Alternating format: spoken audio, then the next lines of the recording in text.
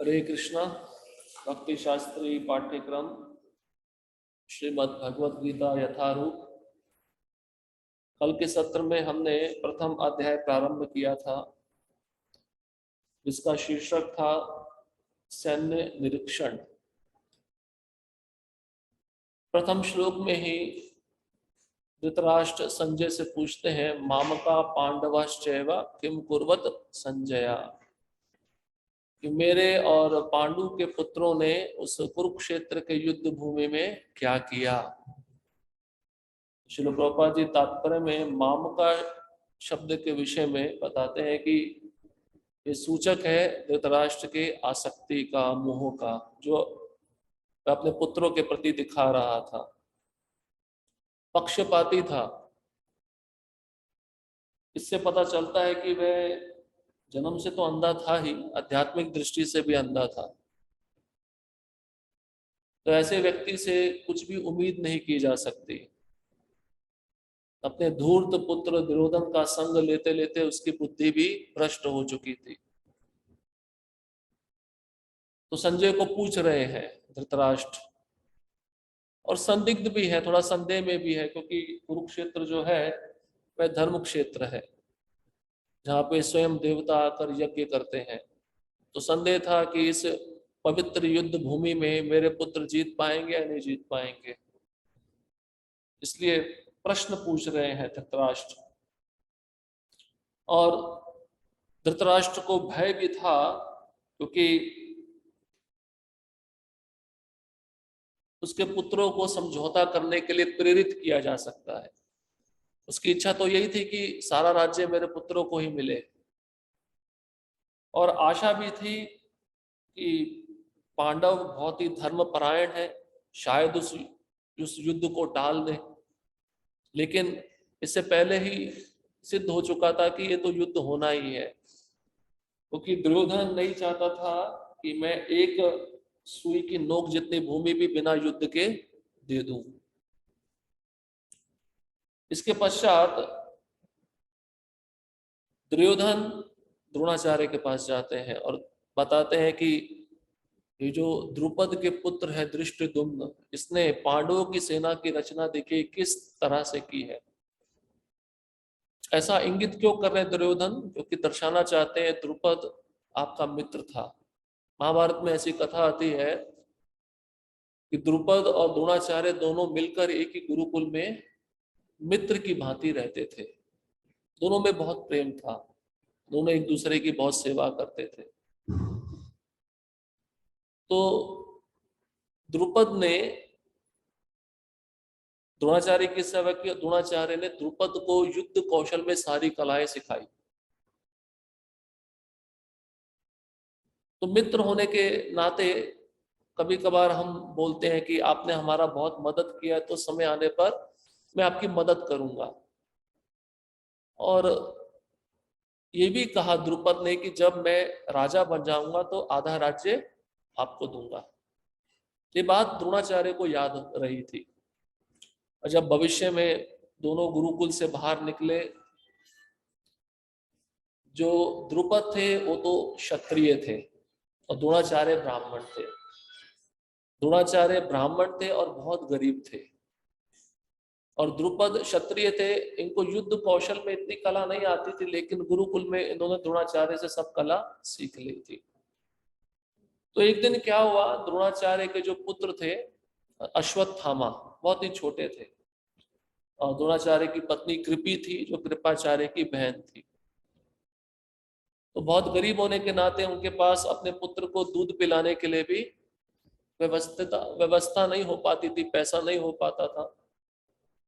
तो एक दिन छोटे बच्चे, जब उनका पुत्र खेल रहा था अन्य बच्चों के साथ में, तो अन्य बच्चों ने अश्वत्थामा का उपहास किया कि तुम्हारे पास तो दूध पीने के लिए भी लक्ष्मी नहीं है, पैसा नहीं, तुम्हारे पिताजी इतनी व्यवस्था नहीं कर पाते। जो चावल का पाउडर होता है उसमें पानी मिलाकर तुम्हारे पिता पिलाते और तुम उसको दूध समझ लेते हो। ऐसे इस प्रकार से वह छोटे छोटे बालक उसका उपहास उड़ा रहे थे। उपहास उड़ाने के पश्चात ये बात जो थी द्रोणाचार्य ने सुन ली। उनको बड़ा दुख हुआ, तो उन्होंने सोचा कि द्रुपद क्षत्रिय राजा है, पांचाल राज्य के राजा बन गए, उनके पास जाकर मैं थोड़ा मदद मांगता हूँ। तो द्रोणाचार्य द्रुपद राजा के पास गए, जैसे ही राज्य में प्रवेश करने लगे, महल में प्रवेश करने लगे, तो उनको रोक दिया गया। उन्होंने आग्रह किया कि मुझे जाने दीजिए, द्रुपद जो है मेरे मित्र हैं। तो बहुत आग्रह करने के बाद जब द्रुपद ने उनको बुलाया और द्रोणाचार्य ने कहा, आपने मुझे पहचाना? द्रुपद ने कहा कि मैं आपको नहीं जानता। तुरंत उनको रिजेक्ट कर दिया, नकार दिया, क्योंकि उस समय द्रुपद भी युद्ध कर करके बहुत भूमि अपने पास ले लिए थे। उनको राजा होने का बहुत गर्व हो गया था, प्रतिष्ठा उनके पास थी, यश उनके पास था। तो उन्होंने कहा, ठीक है, आप मुझे नहीं जानते, तो मैं बहुत गरीब ब्राह्मण हूँ, तो राजा को थोड़ा ब्राह्मण को दान देना चाहिए, आप मुझे गाय दे दीजिए, जिससे मैं गाय का पालन करूंगा, जो भी दूध आएगा अपने परिवार को पिलाऊंगा।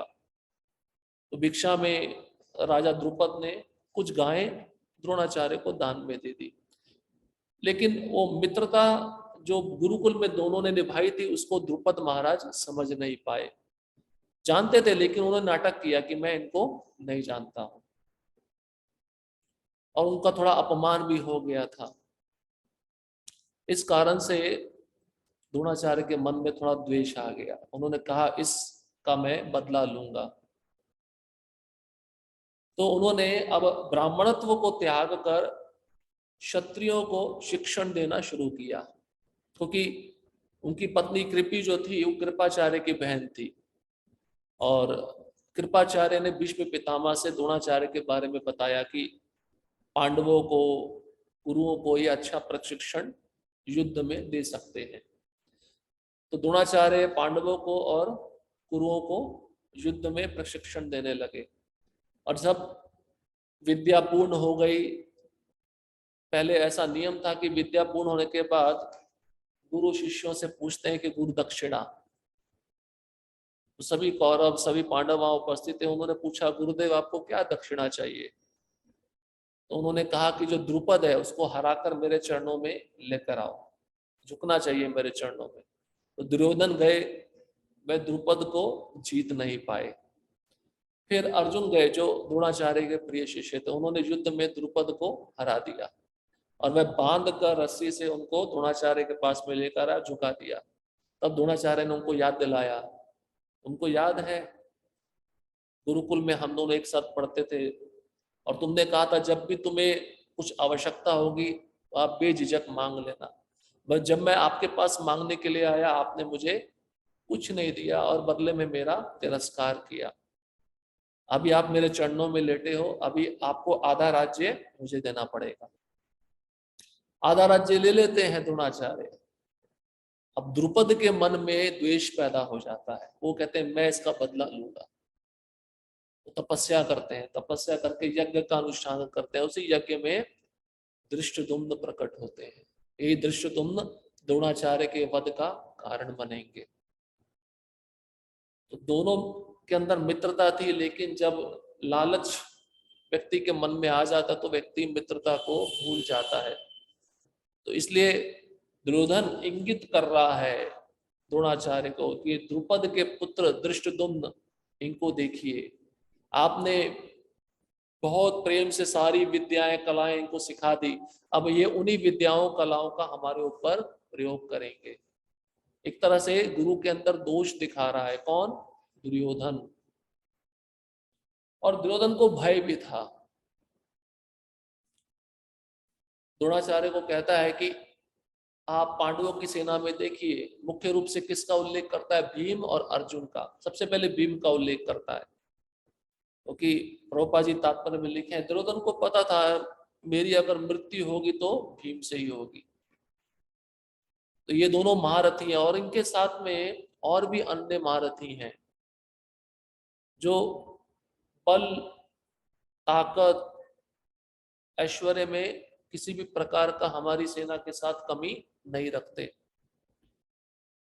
अब अपने दल का भी उसको मनोबल बढ़ाना था, और साथ ही साथ में पहले तो गुरु के दोष दिखा दिए, अब गुणगान करने लगा। आप भी बहुत कौशल हैं, आप भी युद्ध में निपुण हैं, तो साथ में भीष्म पितामह भी खड़े थे, उनको भी बुरा ना लगे तो भीष्म पितामह का भी गुणगान करने लगा। और फिर अन्य सैनिक वो सोचे कि जब इन दोनों का गुणगान हो रहा है तो दुर्योधन हमको निकृष्ट समझ रहा है, तो अप्रत्यक्ष रूप से उन योद्धाओं का भी गुणगान किया कि आप भीष्म पितामह को मदद करो, ये बूढ़े हो चुके हैं, जब तक ये हमारे दल में रहेंगे विजय हमारी निश्चित है। इसके पश्चात हमने सुना शंखों का बजना। पांडवों के पक्ष से स्वयं भगवान सबसे पहले शंख बजाते हैं, जिस शंख का नाम था पांचजन्य। उसके बाद में अर्जुन शंख बजाते हैं जिसका नाम था देवदत्तम। उसके बाद में भीम बजाते पौंड्रम। उसके पश्चात युधिष्ठिर महाराज जिनके शंख का नाम था अनंत विजय। उसके बाद में नकुल के शंख का नाम था सुघोष। और अंत में सहदेव के शंख का नाम था मणिपुष्पक। और इसके साथ ही द्रौपदी के पुत्र थे, सुभद्रा का पुत्र अभिमन्यु था, इन सब ने भी शंख बजाए। और भगवत गीता के प्रथम अध्याय में बताते हैं ये शंखों की ध्वनि सुनकर कौरवों का हृदय विदीर्ण हो गया, फट गया, उनको भय होने लगा। पहले ही संकेत मिल गए थे, क्योंकि जब भीष्म पितामह ने शंख बजाया तो उस शंख की ध्वनि का पांडवों की सेना पे कोई प्रभाव नहीं पड़ा। ये दर्शाता है कि पांडव कितने उत्साही थे, क्योंकि उनके पक्ष में स्वयं भगवान कृष्ण थे। कुछ विजय के संकेत भी प्राप्त हुए, हमने कल सुना था जो अर्जुन को रथ प्राप्त हुआ था वो स्वयं अग्निदेव ने दिया था। और साथ में भगवान विराजमान है, और जहां भगवान रहते हैं वहां पे उनकी नित्य संगनी लक्ष्मी भी रहती है। ये कुछ संकेत बताए गए उनके विजय के। उसके पश्चात अपनी सेना का मनोबल बढ़ाते हुए दुर्योधन अपनी सेना को उत्साहित कर रहा है युद्ध करने के लिए। अब आज के सत्र में हम श्लोक क्रमांक 19 से प्रारंभ करेंगे। इसमें और भी कुछ संकेत है विजय के चिन्ह के जो पांडवों के पक्ष में होने वाली है। श्रीमद् भगवद गीता यथारूप अध्याय पहला श्लोक क्रमांक 19। सघोषो धात्र राष्ट्राणाम हृदयानि वेदारयत नभश्च पृथ्वीं चैव तुमलो अभ्युनादयन्। इन विभिन्न शंखों की ध्वनि कोलाहल पूर्ण बन गई, जो आकाश तथा पृथ्वी को शब्दायमान करती हुई धृतराष्ट्र के पुत्रों के हृदय को विदीर्ण करने लगी। तो पुनः बता रहे हैं, जब पांडवों की पक्ष से सारे शंख बज गए, उन शंखों की ध्वनि पूरे वातावरण में गुंजायमान हो गई, कोलाहल हो गया। और सबसे महत्वपूर्ण बात बताई जा रही है, धृतराष्ट्र के जितने भी पुत्र थे, खाली अब यहाँ पे दुर्योधन का नाम नहीं आ रहा, जितने भी पुत्र थे उन सबका हृदय फटने लगा, विदीर्ण होने लगा। तात्पर्य, जब भीष्म तथा दुर्योधन के पक्ष के अन्य वीरों ने अपने अपने शंख बजाए तो पांडवों के हृदय विदीर्ण नहीं हुए। विदीर्ण मतलब भय नहीं हुआ। भय क्यों नहीं हुआ? क्योंकि पांडवों को पूरा विश्वास था हमारे पक्ष में कौन है, स्वयं भगवान है। ऐसी घटनाओं का वर्णन नहीं मिलता, किंतु इस विशिष्ट श्लोक में कहा गया है कि पांडव पक्ष के शंखनाद से धृतराष्ट्र के पुत्रों के हृदय विदीर्ण हो गए। इसका कारण स्वयं पांडव और भगवान कृष्ण में उनका विश्वास है। परमेश्वर की शरण ग्रहण करने वाले को किसी प्रकार का भय नहीं रह जाता, चाहे वह कितनी ही विपत्ति में क्यों ना हो।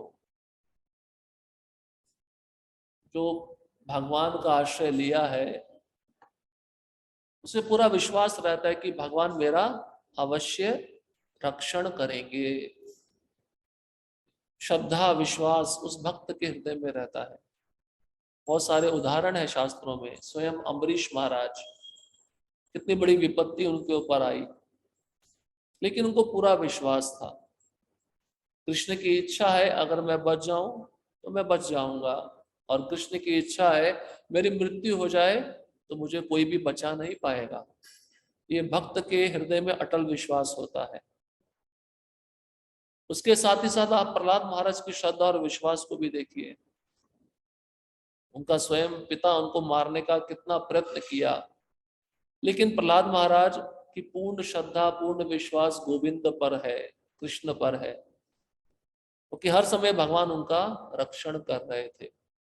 श्रील प्रभुपाद जी भी इसके ज्वलंत उदाहरण है। 70 साल की आयु में पाश्चात्य जगत में जाकर प्रचार करने का उनका जो अभियान है, कि जेब में कुछ भी लक्ष्मी नहीं है और कुछ भी पता नहीं कि कहाँ जाके रहेंगे, क्या खाएंगे, लेकिन अगर आप जलदूत में उन्होंने एक कविता लिखी है, उसको आप पढ़ेंगे तो उसमें वे दो बातें बहुत ही मुख्य रूप से बताते हैं। मुझे अपने गुरु की वाणी पर, भगवान के नाम पे अटल विश्वास है। जो भी कार्य मैं सिद्ध करने जा रहा हूं, ये संभव नहीं है, लेकिन कृष्ण की कृपा होगी, मेरे गुरु की कृपा होगी तो ये संभव हो जाएगा। इसलिए भक्त क्यों विजय को प्राप्त करता है? क्योंकि भगवान सदैव उसके साथ में रहते हैं। प्रभुपाद जी ने इतना बड़ा आंदोलन खड़ा किया क्योंकि उनको पूर्ण विश्वास था अपने गुरु की वाणी पर और भगवान के नाम पर।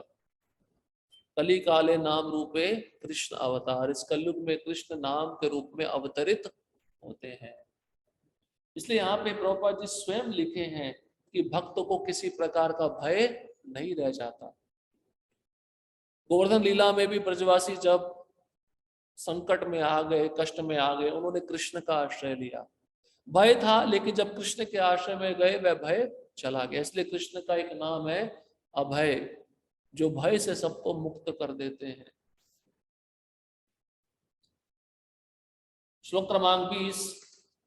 अथ व्यवस्थितान् दृष्ट्वा धातराष्ट्रान् कपिध्वजा प्रवृत्ते शस्त्र संपाते धनुरुद्यम्य पांडवा ऋषिकेशं तदा वाक्यम् इदमाह महीपते।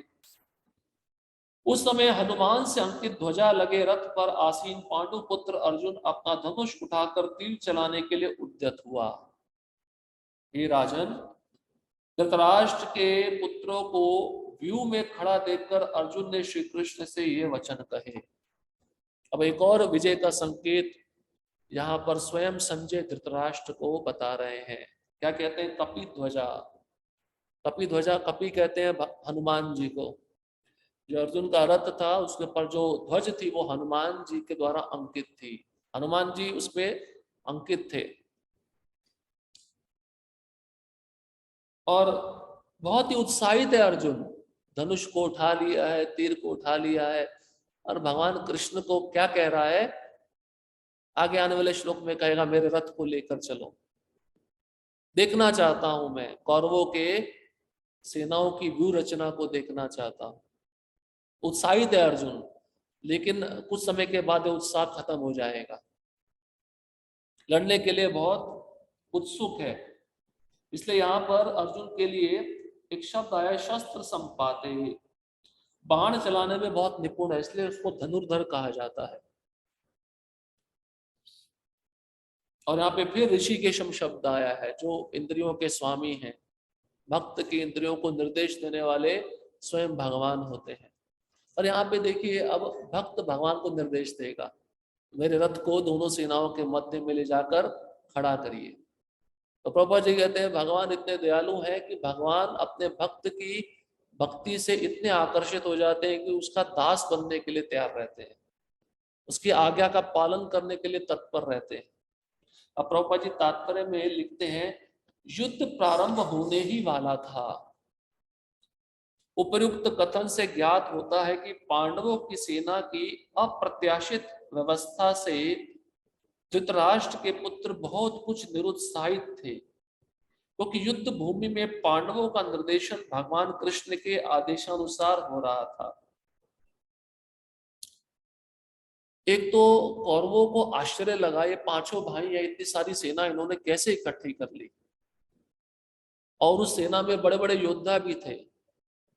पहले ही बताया जा चुका है कि दुर्योधन ने द्रोणाचार्य को क्या कहा, ये सब योद्धा है, इनको हराना आसान नहीं, क्योंकि इनका बल भीम और अर्जुन के समान है। अब दूसरा कारण बता रहे हैं, निरुत्साहित क्यों हो गए कौरव? क्योंकि भगवान कृष्ण स्वयं पांडवों को निर्देशन दे रहे थे। उनके आदेशानुसार ही पांडव सब कार्य करते थे, अपने मन से कुछ नहीं करते थे। भक्ति में अगर किसी को आगे बढ़ना है तो अपने मन से हमें कुछ भी नहीं करना होगा। हमें या तो गुरु की आज्ञा का पालन करना होगा या भगवान ने जो कहा है वो करना होगा। अर्जुन की ध्वजा पर हनुमान का चिन्ह भी विजय का सूचक है, क्योंकि हनुमान ने राम तथा रावण युद्ध में राम की सहायता की थी, जिससे राम विजयी हुए थे। जहां हनुमान है वहां पे राम रहेंगे, जहां पे भक्त है वहां पे भगवान रहेंगे, और जहां पे भगवान है वहां पे उनकी नित्य संगनी लक्ष्मी सीता भी रहेगी। अब ये तीनों उस रथ पे बैठे हैं, हनुमान जी ध्वजा के रूप में है और राम भी उपस्थित है। राम किस रूप में है? कृष्ण के रूप में है। तो दोनों वहां पे हैं, उपस्थित हैं। इस समय अर्जुन की सहायता के लिए उनके रथ पर राम तथा हनुमान दोनों उपस्थित थे। भगवान कृष्ण साक्षात राम है, और जहां भी राम रहते हैं वहां उनका नित्य सेवक हनुमान होता है, तथा उनकी नित्य संगनी वैभव की देवी सीता उपस्थित रहती है। अतः अर्जुन के लिए किसी भी शत्रु से भय का कोई कारण नहीं था। लेकिन अर्जुन भयभीत हो जाएगा। युद्ध करने से वो डर नहीं रहा है, लेकिन आगे बताया जाएगा वैष्णव का गुण होता है दूसरों पे करुणा करना। तो अर्जुन के अंदर वो करुणा उत्पन्न होगी अन्य जीवों के प्रति, इसलिए वो युद्ध करने से मना कर देगा। अब प्रभुपाद जी यही कह रहे हैं कि शत्रु से भय की तो कोई अर्जुन को चिंता ही नहीं थी। कारण बताया गया क्यों? हनुमान जी हैं, भगवान राम है, और उनकी वैभव की नित्य संगनी स्वयं सीता है। इससे भी अधिक इंद्रियों के स्वामी भगवान कृष्ण निर्देश देने के लिए साक्षात उपस्थित थे। अब कोई कठिन कार्य हो, अगर आपके साथ कोई निपुण व्यक्ति खड़ा हो जो उस कार्य करने में सफल हो चुका हो, तो कितना राहत मिलती है। अगर कोई समस्या आएगी तो वह आपको मदद भी कर सकता है। भगवान साथ में है निर्देश देने के लिए, तो अर्जुन को किसी भी भय की चिंता नहीं है। इस प्रकार अर्जुन को युद्ध करने के मामले में सारा सत परामर्श प्राप्त था। ऐसी स्थितियों में जिनकी व्यवस्था भगवान ने अपने शाश्वत भक्त के लिए की थी, निश्चित विजय के लक्षण स्पष्ट थे। तो फिर ये सब लक्षण प्रकट हो गए, तो युद्ध करने की जरूरत क्या है? भगवान ने विराट रूप भी दिखा दिया, उसमें भी दिखा दिया कि सारे मरने वाले हैं, कोई अपने घर जीवित जाने वाला नहीं है। युद्ध करने की क्या आवश्यकता थी? भगवान श्रेय देते हैं अपने भक्त को निमित्त बनने के लिए कि तुम इस श्रेय को स्वीकार करो, विजय तुम्हारी है, निमित्त बनकर तुम इस कार्य को करो, श्रेय तुमको प्राप्त होगा। इसलिए भगवान ने ये सब लक्षण पहले दिखा दिए। इसलिए भक्त को कोई चिंता करने की आवश्यकता नहीं होती है। बड़ा प्रोजेक्ट मिलता है, बड़ी सेवा मिलती है, डरने की भय की चिंता नहीं होती है। उसको केवल अपने गुरु के और भगवान के वचनों पे पूर्ण विश्वास होना चाहिए और उसके अनुसार चलते रहना चाहिए। विजय अगर आज नहीं मिलेगी तो कल तो निश्चित मिलेगी, क्योंकि भगवान उसके साथ में हमेशा रहते हैं, पूरी गुरु परंपरा रहती है। इसलिए इस श्लोक में भी विजय के कुछ संकेत बताए गए हैं। अब अर्जुन कृष्ण को क्या कहते हैं? श्लोक क्रमांक 21 और 22। अर्जुन उवाच सेनयोर उभयोर्मध्ये रथम स्थाप्य में अच्युता यावदेता निरीक्षे हम योद्धुकामान अवस्थितान् कामेरया सह योद्धव्यम मस्मिन् रणं समुद्यमे। अर्जुन ने कहा, हे अच्युत। कृष्ण को किस शब्द से पुकार रहे हैं अर्जुन? अच्युत, जिसका कभी पतन नहीं होता। अब जिसका पतन नहीं होगा, उसके पक्ष में ऐसा व्यक्ति है तो उसकी सेना का कभी पतन होगा? नहीं होगा। इसलिए ये जो शब्द है जो भगवान को संबोधन कर रहे हैं, इनका बहुत महत्व है हमारे भक्तिमय जीवन में। एक भक्त को पूरा दृढ़ विश्वास होना चाहिए, मैं कृष्ण की शरण में हूं, मेरा पतन नहीं होने वाला है जब तक मैं कुछ अपराध ना करूं। इसलिए यहां पर अर्जुन कृष्ण को संबोधन करते हैं अच्युत, क्या कहते हैं, कृपा करके मेरा रथ दोनों सेनाओं के बीच ले चले, जिससे मैं यहाँ उपस्थित युद्ध की अभिलाषा रखने वालों को और शस्त्रों की इस महान परीक्षा में जिनसे मुझे संघर्ष करना है उन्हें देख सकूं। रथम स्थाप्य में अच्युता, रथम मेरा रथ, स्थाप्य मतलब स्थित कर दो हे अच्युत। कहां स्थित कर दो? सेनयोर उभयोर मध्य, दोनों सेनाओं के मध्य में। कारण क्योंकि मैं देखना चाहता हूं। क्या देखना चाहता हूं? मुझसे कौन कौन युद्ध करने आया है, और अब शस्त्रों की महान परीक्षा होने वाली है, क्योंकि इतना बड़ा भीषण युद्ध होगा, उसमें हर प्रकार के शस्त्र चलाए जाएंगे। तो किस शस्त्र का प्रयोग मुझे किस योद्धा पे करना है, मुझे वो भी देखना है। तो अर्जुन एक प्रकार से प्लानिंग बना रहे हैं। कोई भी काम को करना होता है उससे पहले विचार विमर्श करके उसका प्लानिंग बनाया जाता है, योजना बनाया जाता है। तो अर्जुन इस श्लोक के द्वारा योजना बना रहे हैं, मुझे किस व्यक्ति के साथ कैसा युद्ध करना है और कौन से शस्त्र का प्रयोग करना है, मैं देखना चाहता हूं। तो भक्ति में इतनी शक्ति है कि भक्त भगवान को भी आदेश दे सकता है। उसकी भक्ति शुद्ध होनी चाहिए, निष्काम होनी चाहिए, तब भगवान उस भक्त की आज्ञा का पालन करते हैं। वैसे नारद मुनि ने कुबेर के दोनों पुत्रों को श्राप दिया था, दोनों वृक्ष बन गए थे, यमला अर्जुन। तो नारद मुनि की आज्ञा को पूर्ण करने के लिए भगवान ने उन दोनों का उद्धार किया। तो वैसी भक्ति भी होनी चाहिए, तब भगवान उस भक्त की आज्ञा का पालन करते हैं। तो प्रभुपाद जी तात्पर्य में लिखते हैं, यद्यपि श्री कृष्ण साक्षात श्री भगवान है, किंतु वह अहेतु की कृपावश अपने मित्र की सेवा में लगे हुए थे।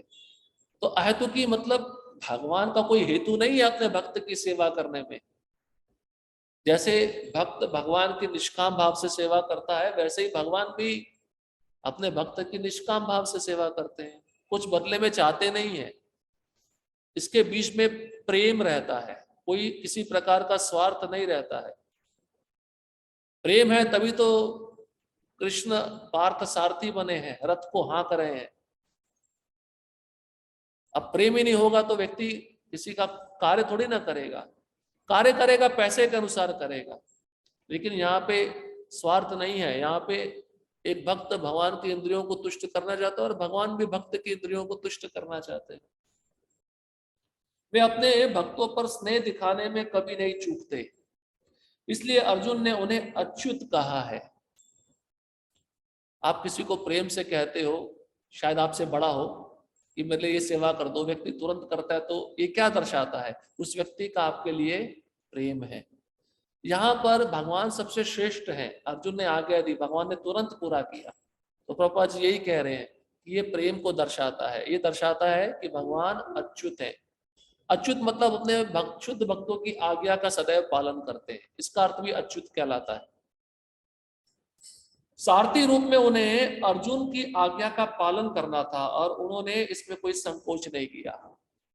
भगवान ने सोचा मैं भगवान हूं, मैं श्रेष्ठ हूं, मैं आज्ञा का पालन क्यों करूं। जरा सी भी देर नहीं लगाई, भगवान ने तुरंत आज्ञा का पालन किया। अतः उन्हें अच्युत कहकर संबोधित किया गया है। यद्यपि उन्होंने अपने भक्त का सारथी पद स्वीकार किया था, किंतु इससे उनकी परम स्थिति अक्षुण्ण बनी रही।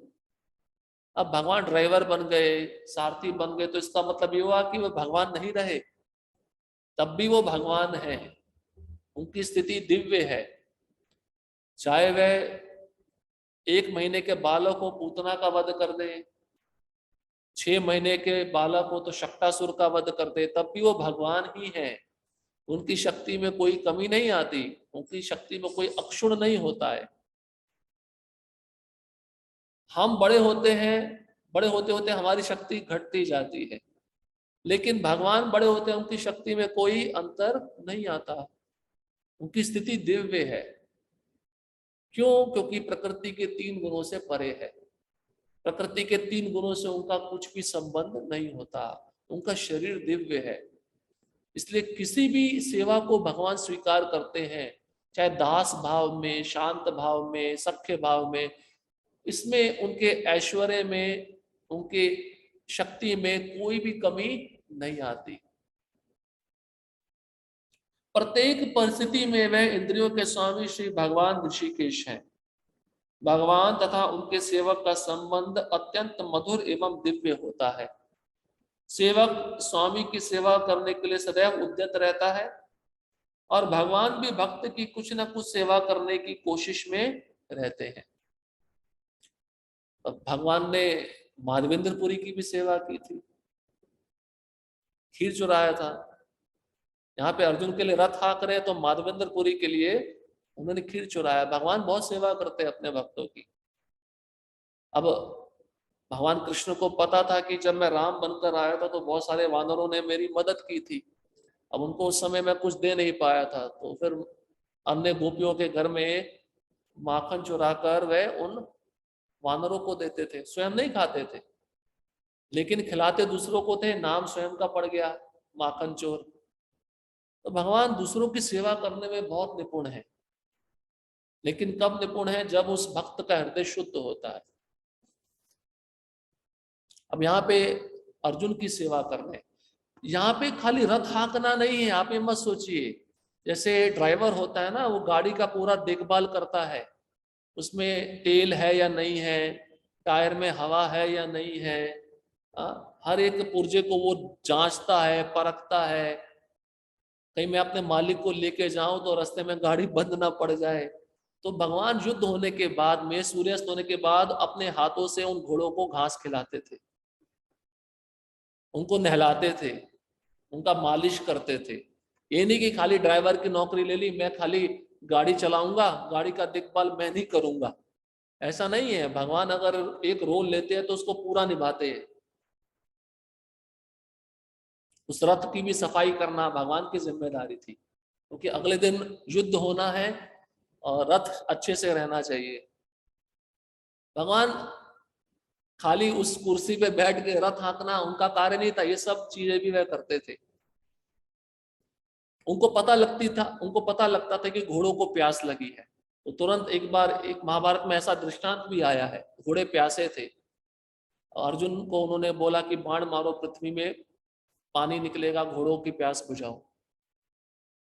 भगवान खाली अपने भक्त का ध्यान नहीं रखते, भक्त से संबंधित जितनी भी वस्तुएं हैं उनका भी ध्यान रखते हैं।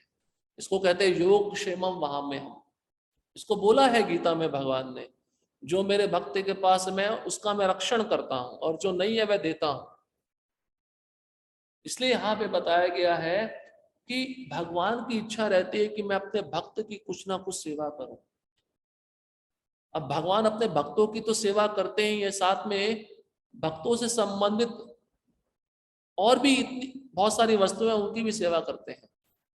आप चैतन्य लीला में देख लीजिए, जब महाप्रकाश लीला हो रही थी, उसमें चैतन्य महाप्रभु का अभिषेक हो रहा था और एक दुखी पानी भर भर के ला रही थी, लेकिन सामने नहीं आ रही थी। वो श्रीवास ठाकुर के घर में एक नौकरानी के रूप में कार्य करती थी। तो महाप्रभु ने देखा ये सब पानी कौन ला रहा है, तो पूछा गया, तो महाप्रभु को पता चला एक दुखी नाम की सेविका है जो ये पानी लेकर आ रही है। तो महाप्रभु ने बोला जो मेरी सेवा कर रहा है वह दुखी कैसे हो सकता है, वह सुखी कहलाना चाहिए। इसलिए उसको दीक्षा दे दिया, उसका नाम बदल दिया, उसको सुखी बना दिया। फिर चैतन्य महाप्रभु स्वयं कहते हैं, श्रीवास ठाकुर तुम्हारे घर का कुत्ता है वो भी मुझे प्रिय है, उसको भी मैं भगवत धाम लेके जाऊंगा। तो भक्त के साथ जुड़ना होता है, और भक्त के साथ जुड़कर जब हम भी भक्ति करेंगे तो भगवान को हम भी प्रिय हो जाते हैं। तो भगवान बहुत तरह से अपने भक्तों का सेवा करते हैं। तो प्रहलाद महाराज का सेवा नहीं किया क्या? ऐसा बताते हैं भागवतम में हमारे आचार्य, जब हिरण्यकशिपु पहाड़ से फेंकता था प्रहलाद महाराज को, तो भगवान ऐसे हाथ करके खड़े रहते थे उसको कैच करने के लिए। आप सोचिए। हाँ? और कभी कभार जब उसको सर्पों का विष दिया गया, इसको जहरीला जहरीला विष दे के मारा जाए, तो भगवान उस विष के बदले अमृत बन गए। तो सेवा ही कर रहे हैं ना, हर प्रकार से सेवा कर रहे हैं, किसी न किसी रूप में आके उसका रक्षण कर रहे हैं, तो सेवा ही कर रहे हैं। तो भगवान भी मौका नहीं छोड़ते हैं भक्त की सेवा करने जैसे भक्त मौका नहीं छोड़ता है, मुझे कुछ सेवा चाहिए, सेवा, भगवान भी मौका देखते हैं, मेरे ऐसे शुद्ध भक्त की सेवा मुझे कब मिलेगी, इसलिए वो अपने भक्त के पीछे दौड़ते हैं। ये प्रेम का आदान प्रदान है। वे इसमें विशेष आनंद का अनुभव करते हैं कि वे स्वयं आज्ञादाता ना बने, अपितु उनके शुद्ध भक्त बने, शुद्ध भक्त, उनके शुद्ध भक्त उन्हें आज्ञा दे। अब बहुत सारे भक्त मंदिर में आके उनकी पूजा करते हैं तो भगवान को वो अच्छा नहीं लगता है। भगवान चाहते हैं कि मेरे से बड़ा कोई हो और मुझे कोई डांटे और मुझे अपशब्दों से बोले, उसके पश्चात मुझे आज्ञा दे। जैसे नंद बाबा छोटे बालक थे, कृष्ण को बोलते थे मेरी पादुका लेके आओ, तो कृष्ण बहुत खुश हो जाते थे, चलो मुझे तो कोई आज्ञा देने वाला है, बाकी सब मेरी आज्ञा का पालन करते हैं।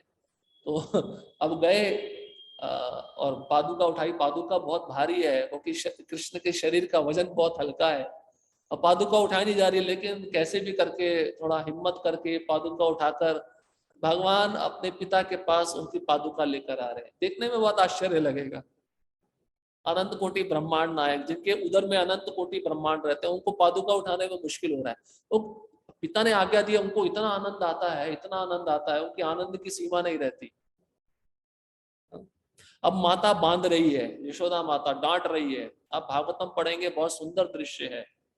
आंखों में काजल लगाया है, अब डांट पड़ेगी, हाथ में छड़ी भी देख ली तो आंसू आने लगे, वो दोनों हाथों से आंखों को मलने लगे, सारा कालक पूरे चेहरे पे पुत गया, मेकअप हो गया भगवान का बहुत सुंदर।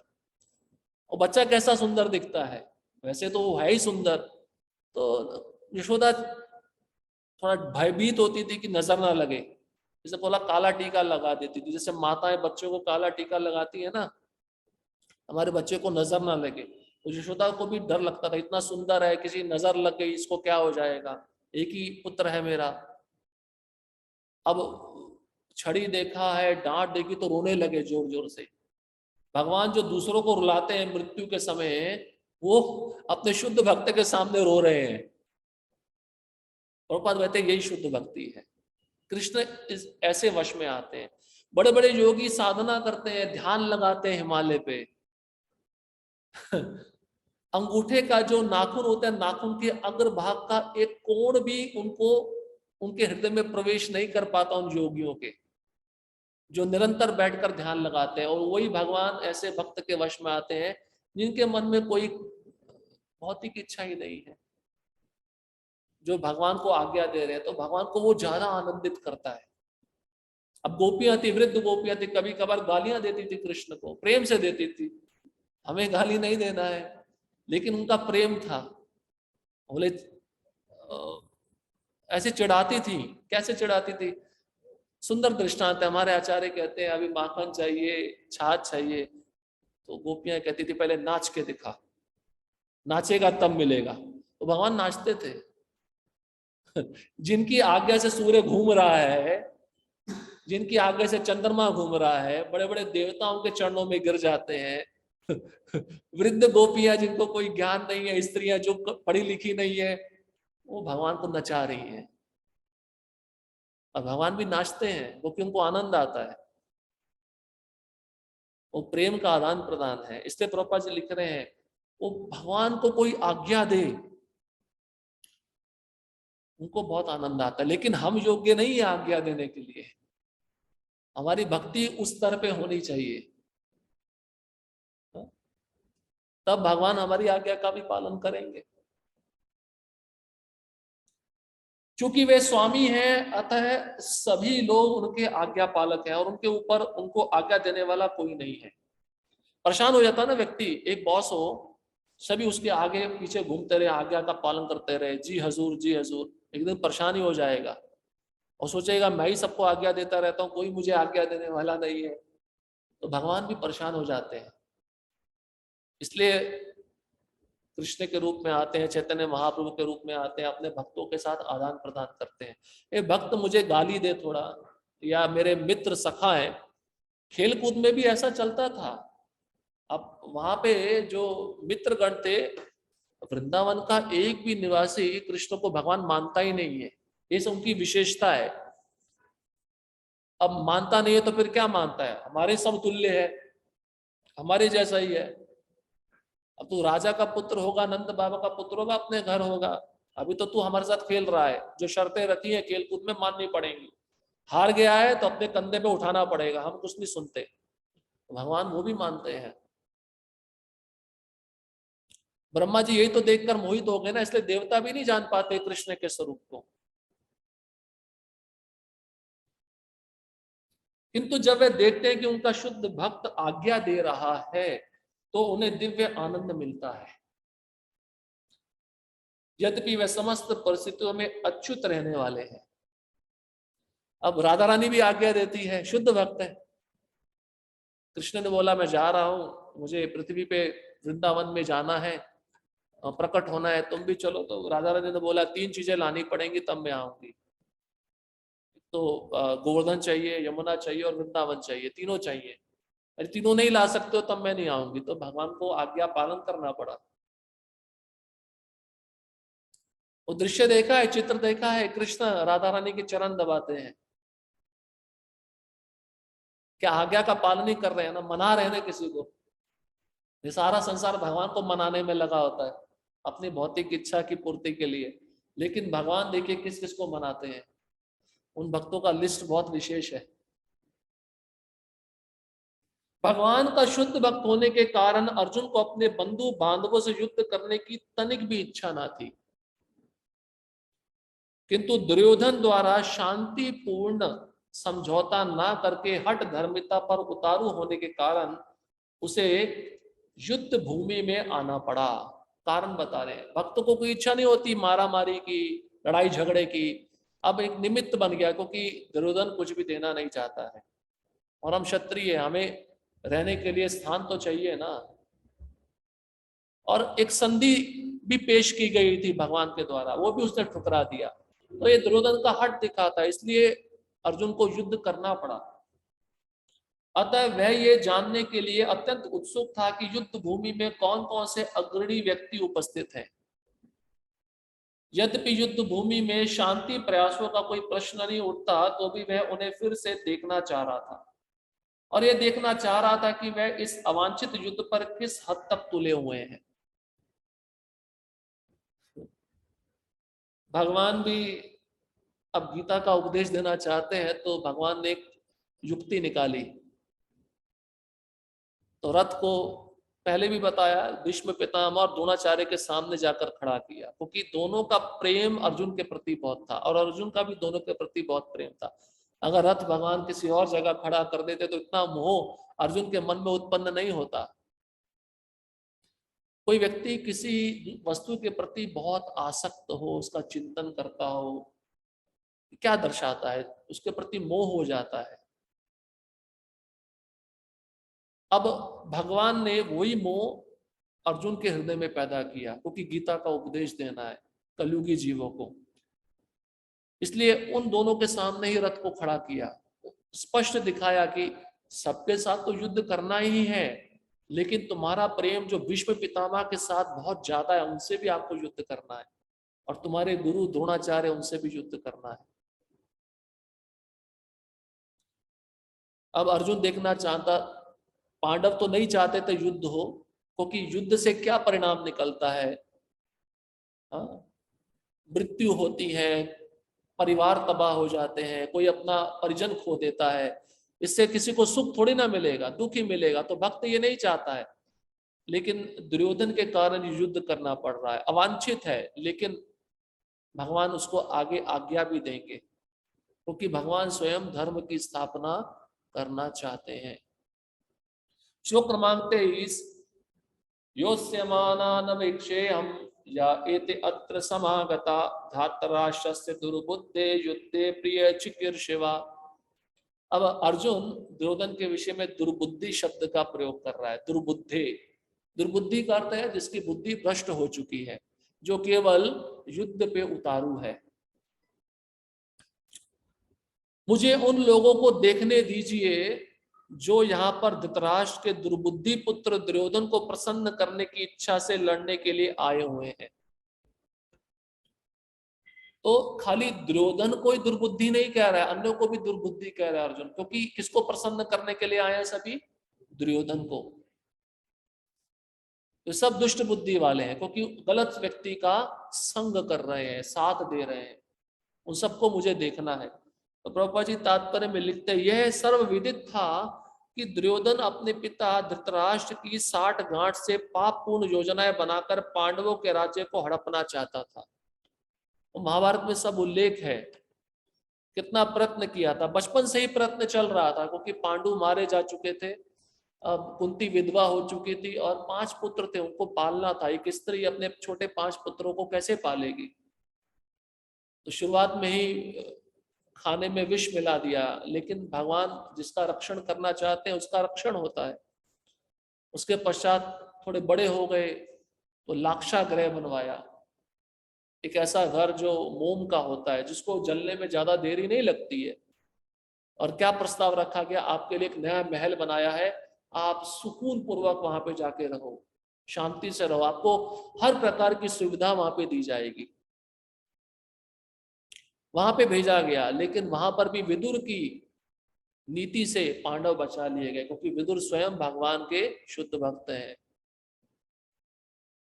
एक सुरंग बनाकर, गुफा बनाकर रातों रात वहां से निकलना पड़ा। फिर जुआ खेला गया, जुए पे सब दाव पे लगाया गया, उन्होंने अपनी पत्नी को खो दिया, अज्ञातवास में गए, कितना कष्ट झेला है। तो ये सब योजनाएं किसकी थी? दुर्योधन और धृतराष्ट्र दोनों की मिलके थी, पिता पुत्र दोनों की साठगांठ थी, कैसे भी करके पांडवों को मारा जाए। अतः जिन समस्त लोगों ने दुर्योधन का पक्ष ग्रहण किया था, वह उसी के समान धर्मा रहे होंगे। भाई दुर्बुद्धि का संग कौन देगा? दुर्बुद्धि ही तो देगा। संग बहुत महत्वपूर्ण है। देखिए, द्विविध वानर था, द्विविध। भगवान राम के समय उसने सेवा किया था सेतु बांधने में, त्रेता युग में था, द्वापर युग में भी था, लेकिन नरकासुर का, भौमासुर का उसने गलत संग लिया, उसकी बुद्धि भ्रष्ट हो गई और बलराम जी के प्रति उसने अपराध किया और बलराम जी ने उसको मार दिया। संग का बहुत महत्व होता है। बुरे व्यक्ति का संग हमारी चेतना को बुरा बना देगा। यहाँ पे धृतराष्ट्र अंधा तो है ही, जैसे कल भी बताया, दुर्योधन का संग लेते लेते उसकी भी मति भ्रष्ट हो चुकी थी। सोचिए कि हक पांडवों का हक है, क्योंकि उनके पिता ही राजा थे। चलो वो पूरा राज्य नहीं मांग रहे, आधा राज्य मांग रहे, तो दे देना चाहिए ना। वो भी नहीं देना चाहता है। कारण, क्योंकि धृतराष्ट्र ने अपने पुत्र की हां में हां मिलाया। दुर्योधन को, दुर्योधन यही तो चाह रहा था ना कि द्रोणाचार्य भीष्म पितामह जब द्रौपदी को निर्वस्त्र किया गया तब चुप थे, तो अभी भी मेरा साथ ही देंगे चुप करके। तो भगवान ने देखिए सबका वध किया, उसमें किसी को भी छोड़ा नहीं है, चाहे द्रोणाचार्य हो, चाहे भीष्म पितामह हो। क्यों? क्योंकि उन्होंने अधर्म का साथ दिया था। अगर आप भागवतम में भी पढ़ेंगे, वहां पे बताते हैं, जब भीष्म पितामह का कर्तव्य था, जो वरिष्ठ होते हैं, जब परिवार में कुछ गलत कार्य होता है, उनका अधिकार होता है उस कार्य को, गलत कार्य को रोकना। इन्होंने रोका नहीं था, चुप थे, क्योंकि ये भी पाप के भागी बन चुके थे, इसलिए इनके लिए भी मृत्यु दंड था।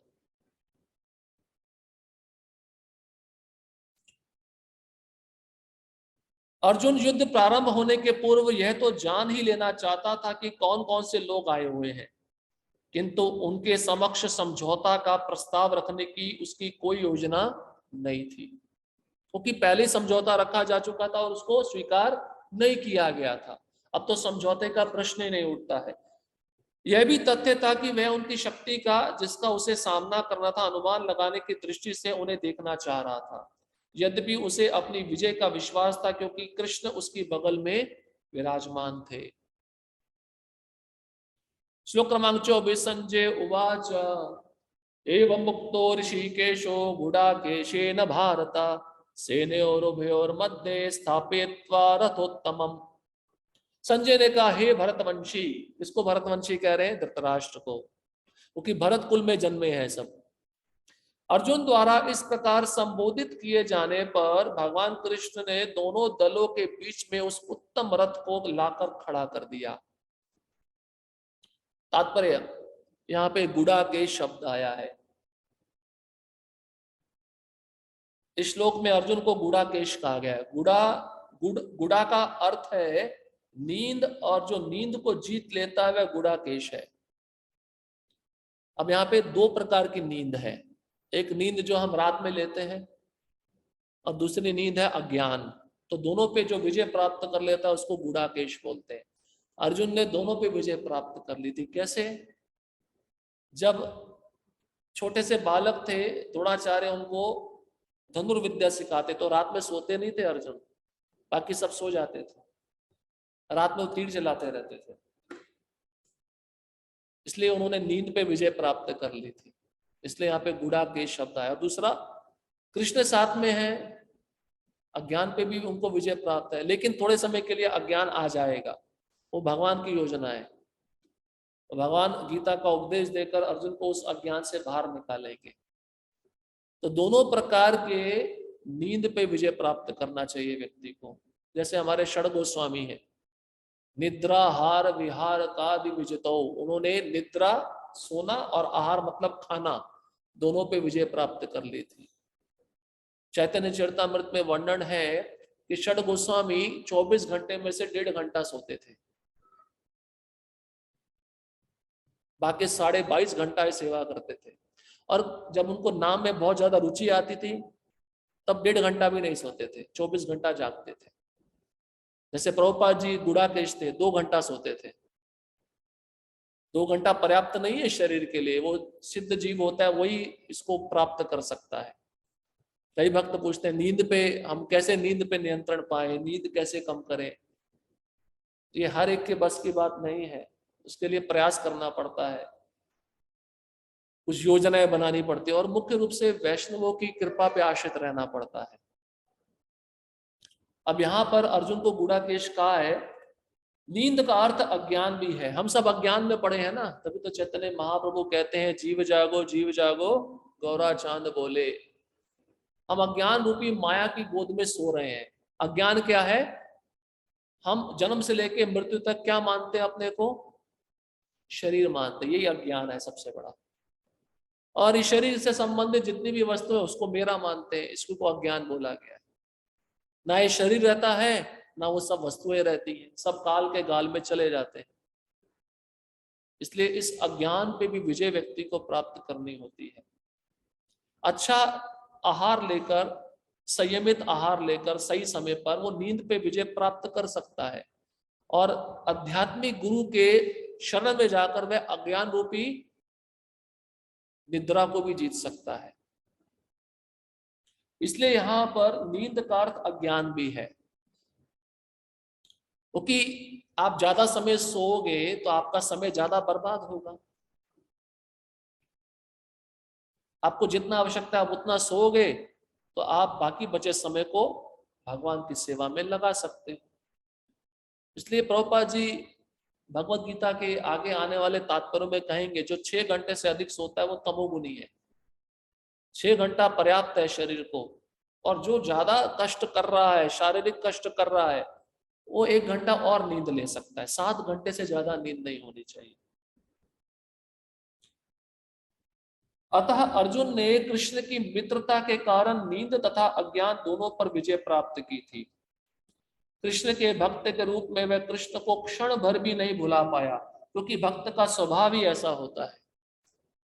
एक बार स्वयं अर्जुन सो रहे थे, अर्जुन सोते समय भी कृष्ण को भूल नहीं पाता था।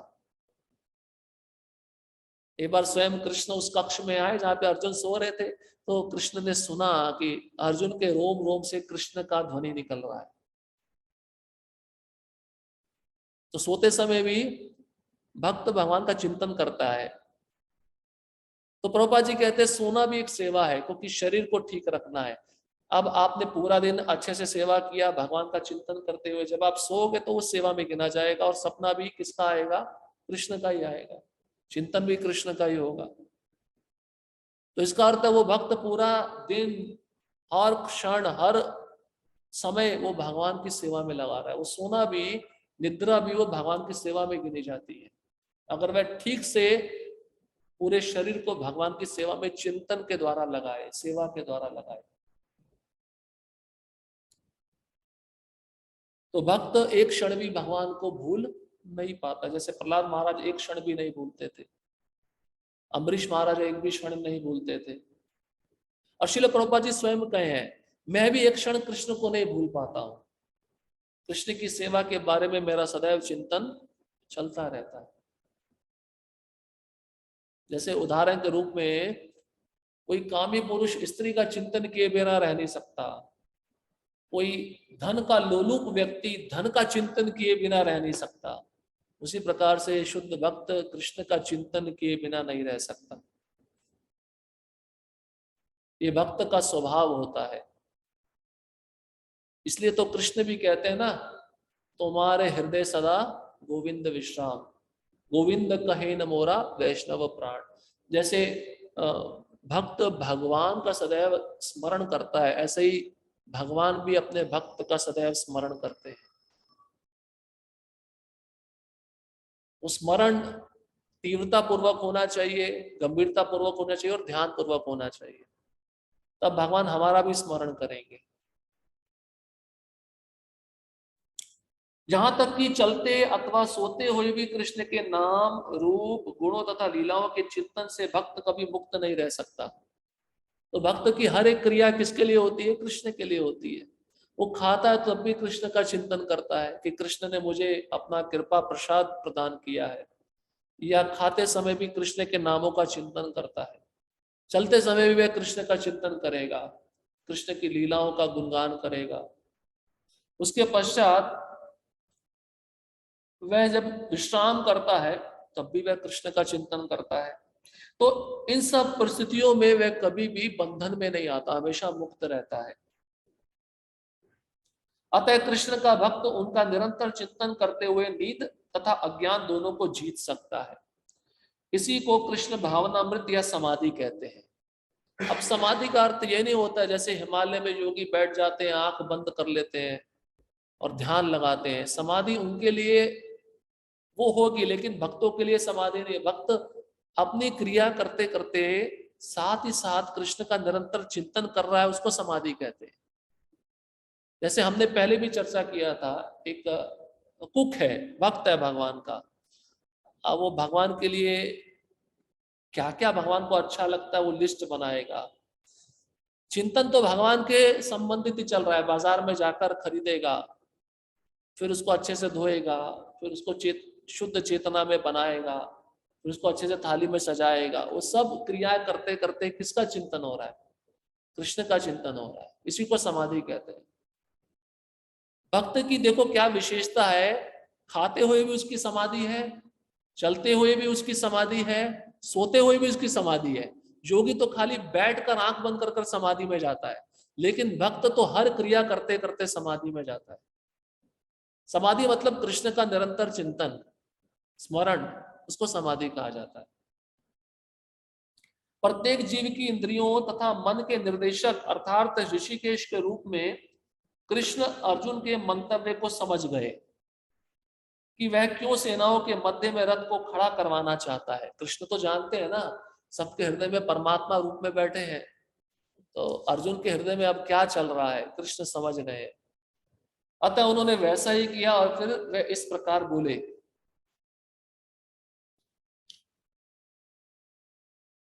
अब भगवान इस श्लोक को बोल रहे हैं। श्लोक क्रमांक 25। भीष्म द्रोण प्रमुखता सर्वेषां च महीक्षिताम् उवाच पार्थ पश्येतान् समवेतान् कुरु नीति। अब कृष्ण कहते हैं भीष्म द्रोण तथा, देखिए दोनों के रथ के सामने ही खड़ा किया था, इसलिए इन दोनों का नाम सामने आया है।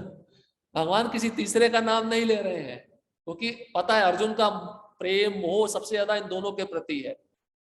नाम लेकर बुला रहे हैं। अच्छा, अर्जुन को दिखा दिया, शायद देखने से मोह नहीं पैदा होगा, नाम सुनेगा तो ज्यादा मोह हो जाएगा, इसलिए नाम ले रहे हैं भगवान। यहाँ पे कहते हैं भीष्म और द्रोण तथा विश्व भर के अन्य समस्त राजाओं के सामने भगवान ने कहा कि हे पार्थ, यहाँ पर एकत्र सारे कुरुओं को देखो। तुम देखना चाहते थे ना कि तुम किससे युद्ध करना चाहते हो, मैंने उस स्थान पे लाकर तुमको खड़ा कर दिया है। अब जी भर के देखो, क्योंकि अब युद्ध शुरू होने वाला है। भगवान भी अपने भक्त के साथ योजना बनाकर चलते हैं। पहले एक बेस तैयार करना पड़ता है ना। अभी मुंह में डालना है तो कैसे मुंह में डाला जाए, दोनों के सामने लाकर खड़ा कर दिया। अब मुंह में आएगा, आगे आने वाले श्लोकों में बोलेगा मैं युद्ध नहीं करना चाहता हूं। अब भगवान फिर गीता का उपदेश दूसरे अध्याय से प्रारंभ करेंगे।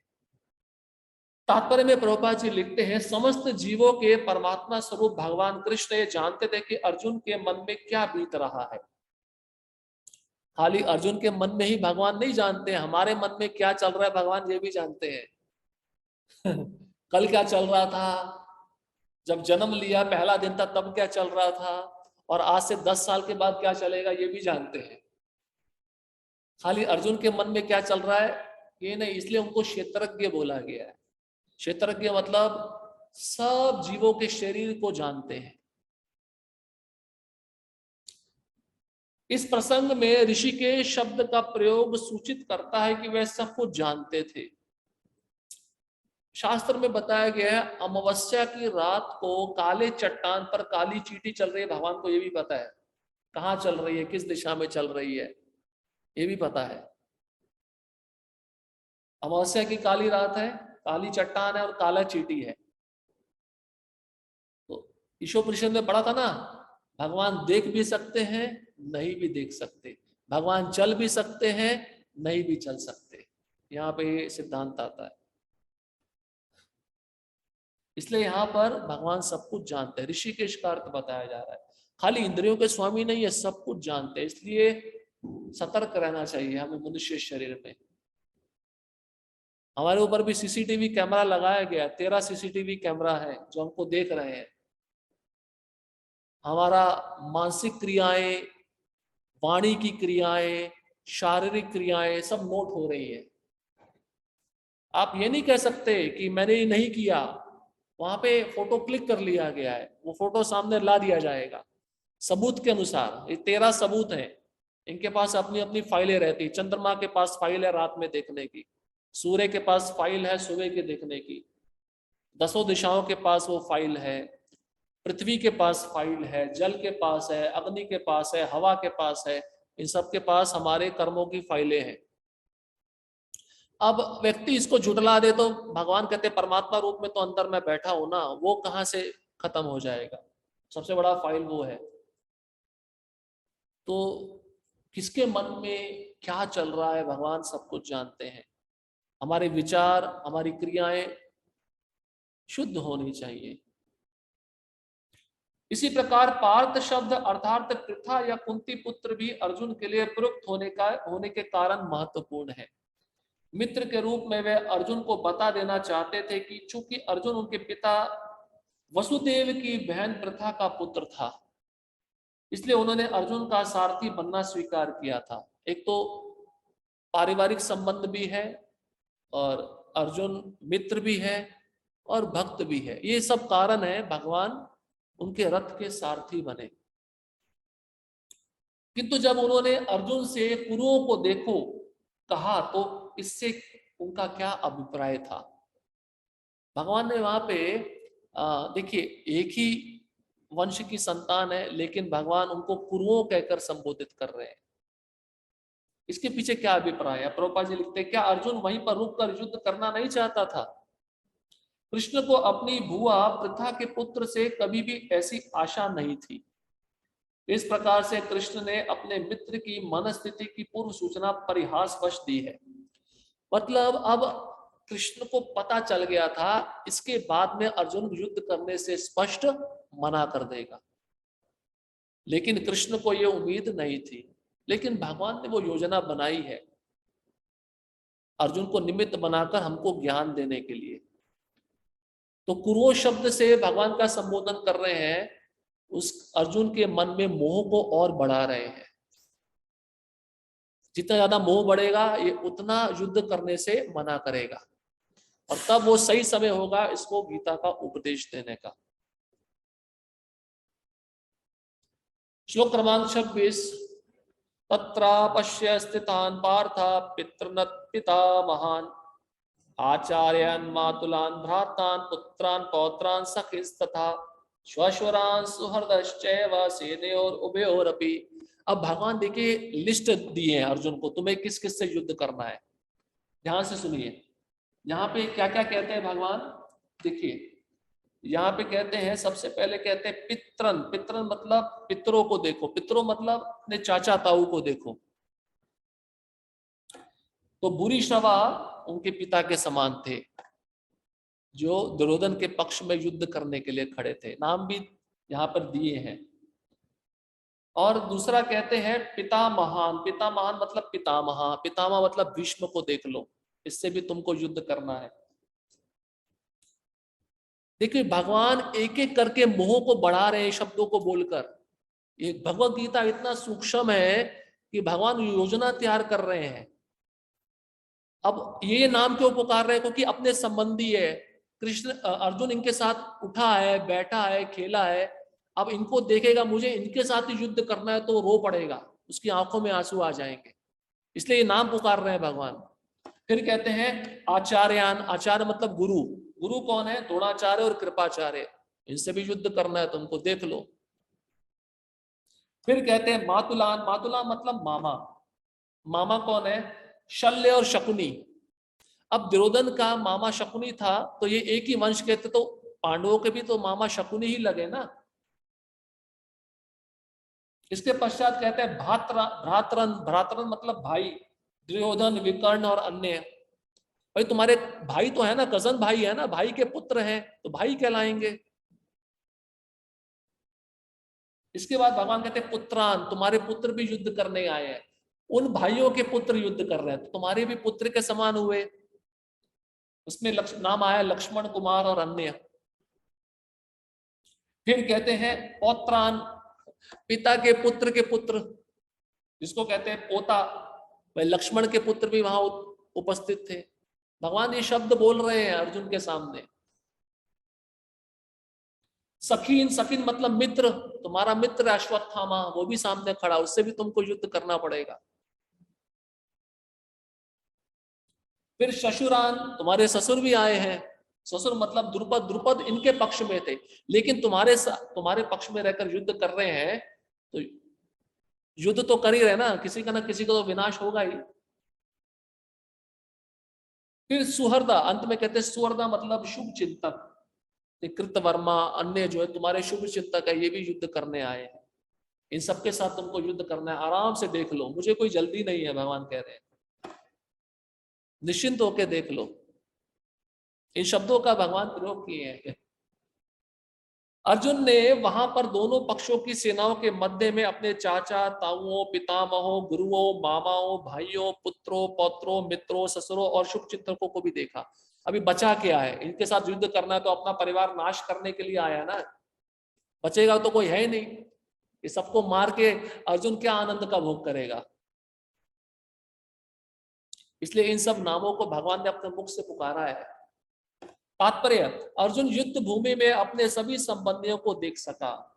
वह अपने पिता के समकालीन भूरिश्रवा जैसे व्यक्तियों, भीष्म तथा सोमदत्त जैसे पितामहों, द्रोणाचार्य तथा कृपाचार्य जैसे गुरुओं, शल्य तथा शकुनी जैसे मामाओं, दुर्योधन जैसे भाइयों, लक्ष्मण जैसे पुत्रों, अश्वत्थामा जैसे मित्रों एवं कृतवर्मा जैसे शुभ चिंतकों को देख सका।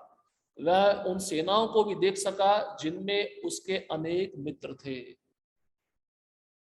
मित्र तो शुभ चिंतक ही होता है ना, हमारा अच्छा ही चाहता है, तो हमारे परिवार के जैसा ही गिना जाता है ना। अपने घर वालों से प्रॉपर्टी के लिए युद्ध करना हो, कैसा लगता है? समाज कितना तमाशा देखता है। इसलिए इसको महाभारत कहा है, क्योंकि सारी पृथ्वी के राजा एक साथ आए थे।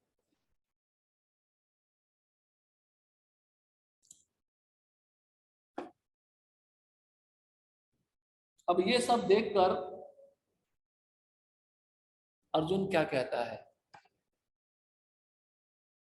श्लोक क्रमांक 27। तान समीक्ष्य स कौन्तेय सर्वान् बन्धूनवस्थितान् कृपया परया विष्टो विषितन्निदमब्रवीत्। जब कुंती पुत्र अर्जुन ने मित्रों तथा संबंधियों की इन विभिन्न श्रेणियों को देखा तो वह करुणा से अभिभूत हो गया और इस प्रकार बोला। उसके मन में करुणा आ गई। भक्त के हृदय में करुणा आती नहीं आती? प्रभुपाद कहते हैं भक्त एक चींटी को भी नहीं मारता है। यहाँ पे तो अपने घर के लोग खड़े हुए हैं जिनसे युद्ध करना है। दुर्योधन को कोई पछतावा नहीं है क्योंकि वो तो दुर्बुद्धि है, लेकिन अर्जुन भक्त है। भक्त के अंदर ऐसी भावना कैसी आएगी कि मैं दूसरे को मारकर उसका जमीन हथिया लूं, उसका राज्य हथिया लूं? भक्त के अंदर ऐसी भावना कभी नहीं। भक्त बोलेगा तू मेरा भी ले ले, तू झगड़ा छोड़ भैया। क्योंकि भक्त का हृदय कोमल होता है। आचार्यगण बताते हैं खाली इनको देखकर ही अर्जुन का हृदय द्रवीभूत नहीं हुआ। अर्जुन सैनिकों को भी देखा, ये भी मारे जाएंगे, और अपने पक्ष के सैनिकों को भी देखा, ये भी मारे जाएंगे। उनकी निकटस्थ मृत्यु को देखकर वो करुणा में और आ गया। उसको युद्ध करने का डर नहीं है, वो सर्वश्रेष्ठ धनुर्धर है, भगवान उसके साथ में खड़े हैं, लेकिन उसका एक भक्त के हृदय में कोमलता होती है, दूसरे के प्रति अच्छा सोचने की भावना होती है। उस भावना के कारण अब वो उसके मन में करुणा आ गई है। अब क्या कहता है सुनिए। अब यहां से अर्जुन युद्ध ना करने के कारण बता रहा है।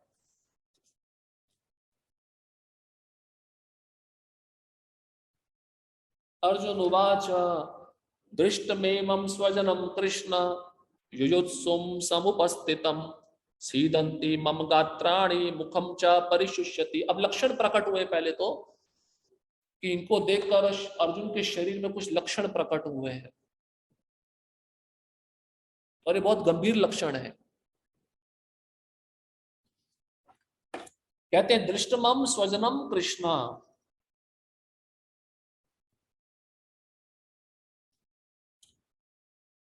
दृष्टमम मतलब देखकर। अर्जुन कृष्ण को कहता है इन सबको देखकर, इमम मतलब इन सारे, इन सबको देखकर, स्वजनम, स्वजनम मतलब मेरे ही है, मेरे ही संबंधी हैं। युयुत्सुम युद्ध की इच्छा रखने वाले हैं, ये सब युद्ध की इच्छा रखकर आए हैं। अर्जुन किसको कह रहा है? कृष्ण को कह रहा है। लेकिन मेरा युद्ध करने की इच्छा नहीं। कारण क्या है? सीदंती, सीदंती मतलब मेरा शरीर कांप रहा है।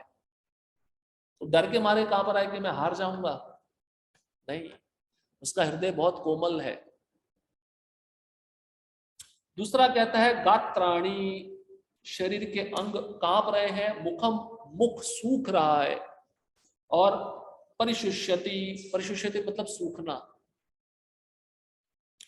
अर्जुन ने कहा हे कृष्ण, इस प्रकार युद्ध की इच्छा रखने वाले अपने मित्रों तथा संपत्तियों को अपने समक्ष उपस्थित देखकर मेरे शरीर के अंग कांप रहे हैं और मेरा मुंह सूखा जा रहा है।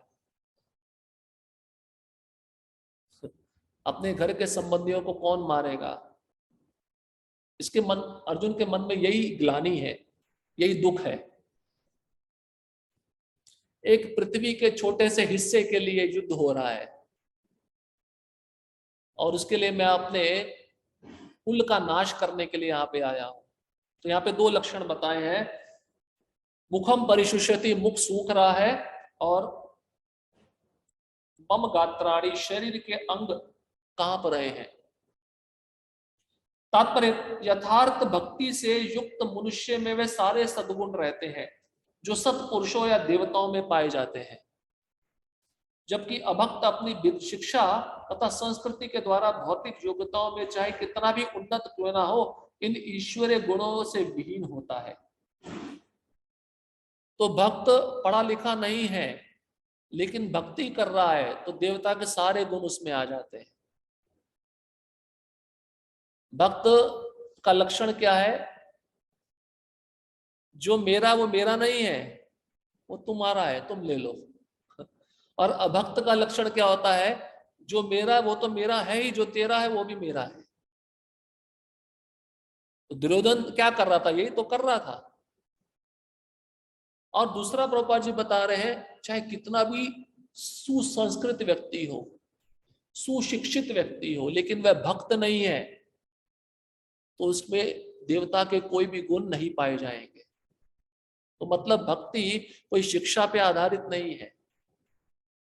जैसे भागवतम में भी श्लोक आता है ना, गजेंद्र पशु योनि में था, हनुमान जी वानर योनि में थे, जटायु पशु पक्षी की योनि में था। ये सब भगवान के शुद्ध भक्त हैं। दूसरे की पीड़ा को देखकर इनके मन में कभी भी उनको हानि पहुंचाने की भावना नहीं आएगी, उनको दुख लगेगा। इसलिए भक्त का एक लक्षण होता है पर दुख दुखी। दूसरे के दुख को देखकर भक्त को दुख लगता है, क्योंकि वह उसको अपने से संबंधित मानता है। वो भी जीवात्मा है, भगवान का अंश है। अतः स्वजनों, मित्रों तथा संबंधियों को युद्ध भूमि में देखते ही अर्जुन उन सबों के लिए करुणा से अभिभूत हो गया, जिन्होंने परस्पर युद्ध करने का निश्चय किया था। जहां तक उसके अपने सैनिकों का संबंध था, वह उनके प्रति प्रारंभ से दयालु था।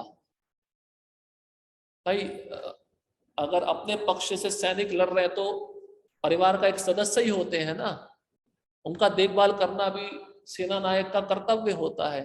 तो अपने सैनिकों को देखकर भी उसको दुख हो गया कि ये भी मारे जाएंगे, इनका भी कुल नाश हो जाएगा। इस कारण से उसका मुख सूख रहा है, शरीर कांप रहा है। किंतु विपक्षी दल के सैनिकों की आसन्न मृत्यु को देखकर वह उन पर भी दया का अनुभव कर रहा था। अब दुश्मन है, दुश्मन को देखकर दया नहीं करनी चाहिए, लेकिन अर्जुन के हृदय में कितनी दया है। वो कहता है कि विपक्षी में जो दल है, सैनिक है, उनकी भी मृत्यु होनी है, उसको देखकर भी मुझे बहुत दुख हो रहा है, मेरे मन में करुणा आ रही है। प्रभुपाद जी भी ऐसे रोते थे जब अमेरिका गए। वहां के पाश्चात्य लोगों को उन्होंने देखा कि इनके पास भगवान विषय ज्ञान को सुनने के लिए समय नहीं है, तो प्रभुपाद जी की आंखों से आंसू आने लगे, इनकी क्या गति होगी। ये करुणा के कारण एक शुद्ध भक्त के हृदय में ये भाव आता है और उसकी आंखों से आंसू आने लगते हैं। करुणा के कारण तो प्रभुपाद जी विदेश में जाके प्रचार शुरू किए। ये करुणा का ही, वो भक्त के अंदर करुणा होती है अन्य जीवों के प्रति, वो किसी को नुकसान नहीं पहुंचाना चाहता। मृगारी था, जब पशुओं को अधमरा करके छोड़ देता था, उसको बहुत आनंद आता था, क्योंकि भक्त नहीं था। वो पशु को तड़पते हुए देखते हुए उसको आनंद आता था। आप सोचिए, आपके सामने कोई अधमरा व्यक्ति हो और उसका शरीर का अंग कांप रहा हो, आपको कैसा लगेगा? साधारण मनुष्य को भी, मतलब उसका हृदय कोमल होगा, आसुरी वृत्ति का नहीं होगा, तो उसमें भी दया आ जाएगी। लेकिन जब नारद मुनि का संग प्राप्त किए मृगारी, वो भक्त बन गए, तो नारद मुनि ने कहा पर्वत मुनि को, चलो आज मैं आपको एक भक्त का दर्शन कराता हूँ। तो नारद मुनि पर्वत मुनि को अपने साथ में लेके गए, और जैसे ही मृगारी ने देखा, जो अब भक्त बन चुका था, जप कर रहा था अपनी पत्नी के साथ बैठकर कि मेरे गुरु महाराज आ रहे हैं, तो उसकी प्रणाम करने की इच्छा हुई। तो प्रणाम करते समय उसने देखा कि नीचे चींटियां आ रही हैं। अब प्रणाम करूंगा तो चींटियां मर जाएंगी। उसने अपना कपड़ा लेके चींटियों को थोड़ा हटाया, जगह बनाया और प्रणाम किया। तो नारद ने बोले, ये भक्ति का शक्ति है। जो अभक्त होकर ये व्यक्ति, मृगारी, शिकारी, पशुओं को अधमरा करके छोड़कर आनंद लेता था, वो अब एक चींटी को भी मारना नहीं चाहता। अब भागवतम के 5वें स्कंद में जड़ भरत को देखिए, जब पालकी ढोने के लिए बोला गया तो उनका नजर हमेशा नीचे था। प्रभुपाद जी तात्पर्य में लिखते हैं, भक्त को नीचे देखकर चलना चाहिए हमेशा, उसके पांव में से कोई चींटी मर ना जाए। तो उनका दृष्टि नीचे था कि मुझे ठीक से चलना है और संभल के चलना है, देखते हुए चलना है कि मेरे पांव के नीचे कोई कीट या चींटी या कोई छोटा सा जीव ना आ जाए जिससे उसकी हत्या हो जाए। इसलिए वो थोड़ा उछल के चल रहे थे, चींटियों की लाइन दिखती थी। तो 3 पालकी वाहक ठीक से चल रहे थे और ये ठीक से नहीं चल नहीं चल रहे थे तो बैलेंस नहीं हो पा रहा था, इसलिए वो राजा रोहन का सर बार बार पालकी से टकरा रहा था। कहने का तात्पर्य यह है, भक्त एक चींटी को मारना नहीं चाहता तो अर्जुन अपने स्वजनों को कैसे मारेगा? यहाँ पे अब प्रश्न खड़ा हो गया है। और जब वह इस प्रकार सोच रहा था तो उसके अंगों में कंपन होने लगा और मुंह सूख गया। घबराहट होती है ना, कोई ऐसा बुरा दृश्य देखो तो घबराहट होती है भक्त को। भक्त जब रात में स्वप्न कोई बुरा देखता है तो तब भी अंग कांपने लगता है। ये तो अर्जुन प्रत्यक्ष देख रहा है, मुझे कार्य करना है, इनको मारना है, इनका रक्त निकालना है। उन सबको युद्धाभिमुख देखकर उसे आश्चर्य भी हुआ। अब आश्चर्य क्या हुआ? ये लड़ने के लिए आए हैं राज्य के लिए। आश्चर्य हो रहा नहीं, मतलब उसके मन में विचार आ रहा है कि छोटे से राज्य के लिए ये लड़ना चाहते हैं, युद्ध करना चाहते हैं। ऐसी भावना इनके मन में कैसे आ गई? भक्त कभी आश्चर्यचकित होकर सोचता नहीं सोचता है, क्योंकि उसके अंदर तो पूरा ज्ञान है, वो अज्ञान में नहीं बैठा हुआ है। उसको पता है कि ये चीज सही है, ये चीज गलत है, मेरे भक्ति के लिए क्या अनुकूल है और क्या प्रतिकूल है। प्राय सारा कुटुंब अर्जुन के सगे संबंधी उससे युद्ध करने आए थे। यद्यपि इसका उल्लेख नहीं, किंतु तो भी सहज अनुमान लगाया जा सकता है कि न केवल उसके अंग कांप रहे थे और मुंह सूख रहा था, अपितु वह दयावश रुदन भी कर रहा था। अर्जुन रो भी रहा था।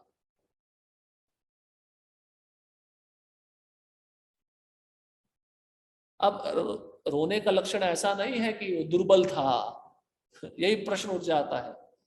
इसलिए भगवान बोलेंगे ये तो लक्षण तुम्हें प्रकट नहीं करने चाहिए, तुम योद्धा हो, तुम क्षत्रिय हो, तुम युद्ध करो। लेकिन वो जो ये जो लक्षण प्रकट हो रहे हैं अर्जुन के अंदर, ये भक्ति के लक्षण है। करुणा, दया, सहनशीलता, ये भक्ति के लक्षण है। अर्जुन में ऐसे लक्षण किसी दुर्बलता के कारण नहीं, अपितु हृदय की कोमलता के कारण थे। भक्त का हृदय कोमल होता ना, होता तभी तो उस हृदय में आकर कृष्ण बैठते हैं। अगर हृदय कठोर हो जाएगा तो कृष्ण कहां से आएंगे? इसलिए भक्ति के द्वारा एक भक्त को अपना हृदय कोमल बनाना चाहिए। कोमल मतलब हर एक जीव के प्रति दया, हर एक जीव के प्रति करुणा। तितिक्षुवा कारुणता सुहृद सर्वदेही नाम, भागवतम में श्लोक है। भक्त को तितिक्षुवा का मतलब सहनशील होना चाहिए, कारुण्य का मतलब करुणा होनी चाहिए, और सुहृदम सर्वदेही नाम, सब जीवों के प्रति दया होनी चाहिए। ये तीन गुण जब होते हैं तो कृष्ण आकर्षित हो जाते हैं।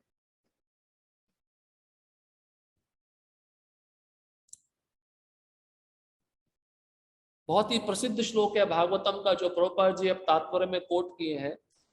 जो भगवान के शुद्ध भक्त का लक्षण है, अतः कहा गया यस्यास्ति भक्ति भगवत्य किंचना सर्वे गुणस्तत्र समासते सुरा हराव भक्तस्य कुतो महद्गुणा मनोरथे नासति धावतो बहि। भागवतम 5वां स्कंद 18वां अध्याय 12वां श्लोक। जो भगवान के प्रति अविचल भक्ति रखता है उसमें देवताओं के सद्गुण पाए जाते हैं, किंतु जो भगवत भक्त नहीं है उसके पास भौतिक योग्यताएं ही रहती हैं, जिनका कोई मूल्य नहीं होता। इसका कारण यह है कि वह मानसिक धरातल पर मंडराता रहता है और ज्वलंत माया के द्वारा अवश्य ही आकृष्ट होता है। तो भक्त में सारे देवताओं के गुण आते हैं, कारण क्योंकि वह भगवान की भक्ति में लगा हुआ है। और ऐसा व्यक्ति जो, जिसको इंग्लिश में कहते हैं सफोस्टिकेटेड, बाहर से बहुत ग्लैमर दिखाना, बहुत चकाचौंध दिखाना, मैं बहुत पढ़ा लिखा हूं, मैं उच्च कुल में जन्मा हूं, लेकिन भक्त नहीं है, चरित्र अच्छा है लेकिन भक्त नहीं है, तो उसका भी कोई फायदा लाभ नहीं है, क्योंकि देवताओं के गुण उसमें नहीं आएंगे।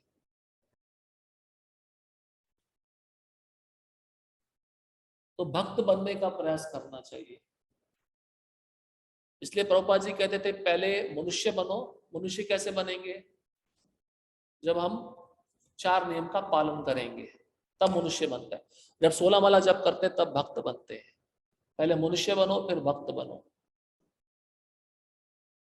क्योंकि जब तक मनुष्य इन 4 नियमों का पालन नहीं करता वो पशु के समान रहता है, द्विपाद पशु, 2 पैरों वाला पशु। और जो संसार में लोग घूम रहे हैं ये मनुष्य नहीं है, द्विपाद पशु हैं, पशु घूम रहे हैं 2 पांव वाले। तो अर्जुन के शरीर में लक्षण प्रकट हुए हैं, शरीर कांप रहा है, मुंह सूख रहा है, और प्रभुपाद जी तात्पर्य में एक और लक्षण लिखे हैं, वह रो रहा है। अब और भी लक्षण आए हैं, देखिए श्लोक क्रमांक 29, वे पतुश्च शरीरे में रोमहर्षश्च जायते गांडीवम संसरते हस्तात् तत्लैव परिदाहते। अब अर्जुन कहता है मेरा सारा शरीर कांप रहा है, मेरे रोंगटे खड़े हो रहे हैं, मेरा गांडीव धनुष मेरे हाथ से सरक रहा है और मेरी त्वचा जल रही है। रोंगटे खड़े हो रहे हैं, रोमांच कंपा शुतरंग भाजो वाला रोंगटे खड़े होने वाला नहीं, दया के कारण ये मृत्यु के निकट आ गए हैं सभी, और मेरे स्वजन है, मेरे संबंधी हैं, तो मेरे रोंगटे खड़े हो रहे हैं, मेरा शरीर कांप रहा है, और मेरे हाथ से जो गांडीव धनुष है ये कोई साधारण धनुष नहीं है, ये मेरे हाथ से सरक रहा है। इस धनुष ने कभी भी मेरा साथ नहीं छोड़ा, आज भी मेरा साथ छोड़ना चाहता है। और साथ ही साथ अंत में कहते हैं मेरी त्वचा जल रही है, परिदहते मतलब जल रही है, मतलब अर्जुन को अपने शरीर में जलन होने लगी। जलन, जो जलन का ताप होता है ना, वो महसूस होने लगा। तात्पर्य शरीर में 2 प्रकार का कंपन होता है, और रोंगटे भी 2 प्रकार से खड़े होते हैं। ऐसा या तो आध्यात्मिक परमानंद के समय, जैसे अभी बताया रोमांच कंपा शुतरंग भाजो वंदे गुरु श्री चरणारविंदम, या तो भक्ति में जब रोमांच आता है तब रोंगटे खड़े हो जाते हैं या शरीर कांपने लगता है, यह आध्यात्मिक आनंद के कारण है। यह भौतिक परिस्थितियों में अत्यधिक भय उत्पन्न होने पर होता है। अब यहां पर अर्जुन के सामने कौन सी परिस्थिति आ गई है भाई? आनंद तो नहीं है ना, एक भौतिक परिस्थिति सामने आ गई है, उसमें भय उत्पन्न हो गया। अभी इनको मारकर मैं राज्य भोगूंगा, मेरे को क्या लाभ मिलने वाला है? दिव्य साक्षात्कार में कोई भय नहीं होता। इस अवस्था में अर्जुन के जो लक्षण है वे भौतिक भय अर्थात जीवन की हानि के कारण है। अन्य लक्षणों से भी स्पष्ट है, वह इतना अधीर हो गया कि उसका विख्यात धनुष गांडीव उसके हाथों से सरक रहा था और उसकी त्वचा में जलन उत्पन्न हो रही थी। ये सब लक्षण ध्यात्म बुद्धि से जन्य है। तो अब अर्जुन क्या समझ रहा है, ये मेरे संबंधी है, स्वजन है, मेरे शब्द आ गए ना, तो ध्यात्म बुद्धि आ गई। इनको मार कर मुझे क्या लाभ मिलेगा? तो प्रभुपाद जी तात्पर्य में लिखे ध्यात्म बुद्धि का लक्षण है।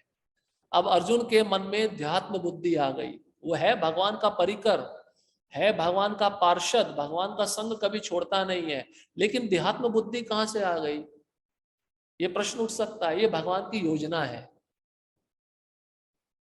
जैसे भागवतम में परीक्षित महाराज ने अपनी माता उत्तरा के गर्भ में भगवान का दर्शन किया, लेकिन उनको शाप मिल गया 7वें दिन आपकी मृत्यु हो जाएगी।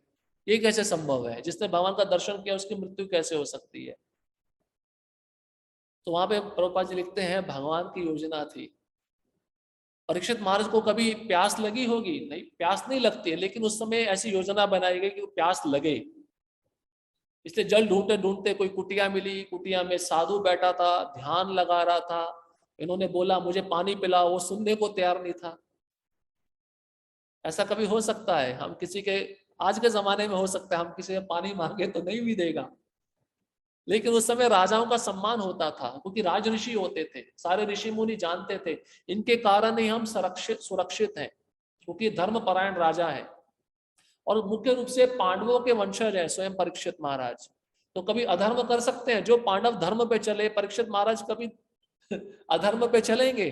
लेकिन उस समय भगवान ने बुद्धि को थोड़ा घुमा दिया। अब क्रोध आ गया परीक्षित महाराज के अंदर, कि मेरे को पानी नहीं दे रहा है, मैं राजा हूं, मेरा स्वागत भी नहीं किया।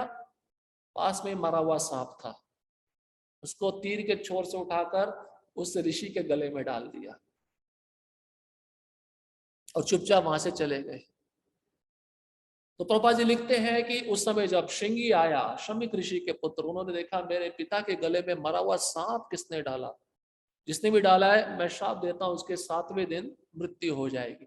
तो प्रभुपाद जी वहां पे लिखते हैं परीक्षित महाराज में भी इतनी शक्ति है कि वो भी श्राप दे सकते थे, लेकिन उन्होंने श्राप नहीं दिया। तो वहां पे ये सारी योजना, सारा प्लानिंग किसका है? भगवान का है, क्योंकि भगवान अब परीक्षित महाराज को अपने धाम में वापस बुलाना चाहते थे। अब भगवान यहाँ पे गीता का उपदेश देना चाहते हैं, इसलिए अर्जुन के अंदर देहात्म बुद्धि पैदा कर दी। कभी भक्त के अंदर देहात्म बुद्धि नहीं हो सकती। राजा चित्रकेतु भाव भक्ति के स्तर पे हैं। भगवान शिव जिनकी आराधना करते हैं, संकर्षण भगवान की, उनकी आराधना ही करते हैं चित्रकेतु महाराज। और भगवान विष्णु ने अपना विमान दिया, गंधर्वों का राजा बना दिया।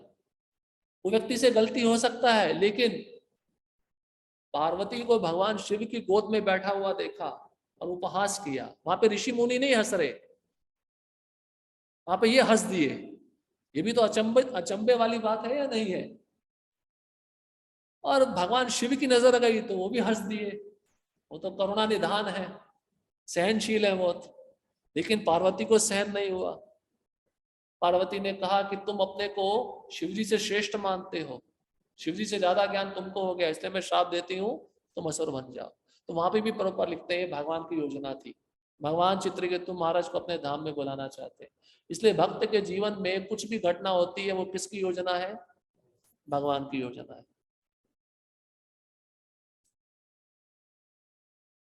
इसलिए सारे लक्षण, गांडीव धनुष हाथ से सरक रहा है, त्वचा जल रही है, मुंह सूख रहा है, शरीर के अंग कांप रहे हैं, ये सब देहात्म बुद्धि के लक्षण है। क्योंकि अब अर्जुन उन स्वजनों को अपने परिवार मान रहा है, उनमें जन्मा है, उनके साथ उठा है, बैठा है, खेला है, इस कारण से उसके मन में देहात्म बुद्धि पैदा हो गई है।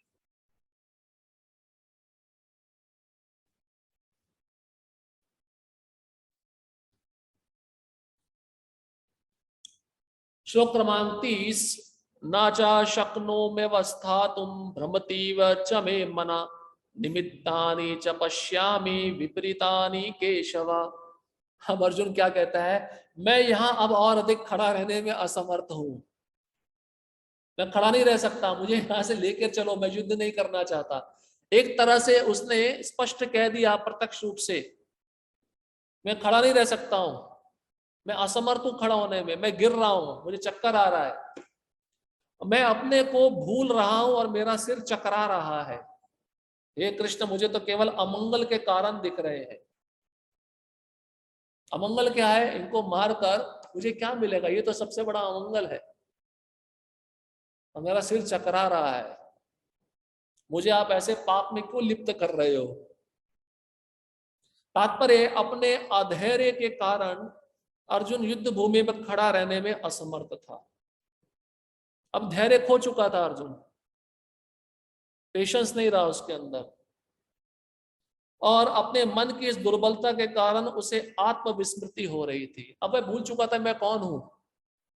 पहले कृष्ण के साथ में था तो उसको पता था मैं कौन हूं, लेकिन अब कृष्ण के साथ में अब भी है, लेकिन अब अपने को भूल चुका है, क्योंकि भगवान की योजना है, भगवान ने भुला दिया इसको, क्योंकि ध्यात्म बुद्धि पैदा करती। ध्यात्म बुद्धि में व्यक्ति क्या सोचता है? मैं और मेरा शरीर। अब अर्जुन यही सोच रहा है, मैं और मेरे स्वजन, इसलिए भूल चुका है मैं युद्ध करने के लिए आया हूं। भौतिक वस्तुओं के प्रति अत्यधिक आसक्ति के कारण मनुष्य ऐसी मोहमयी स्थिति में पड़ जाता है। अनुभव है या नहीं है सबको? घर का ही अनुभव देख लीजिए, घर में छोटे छोटे बच्चे होते हैं, भक्त भी मोह में पड़ जाते हैं। पहले तो समझते हैं ये संबंध कैसा है।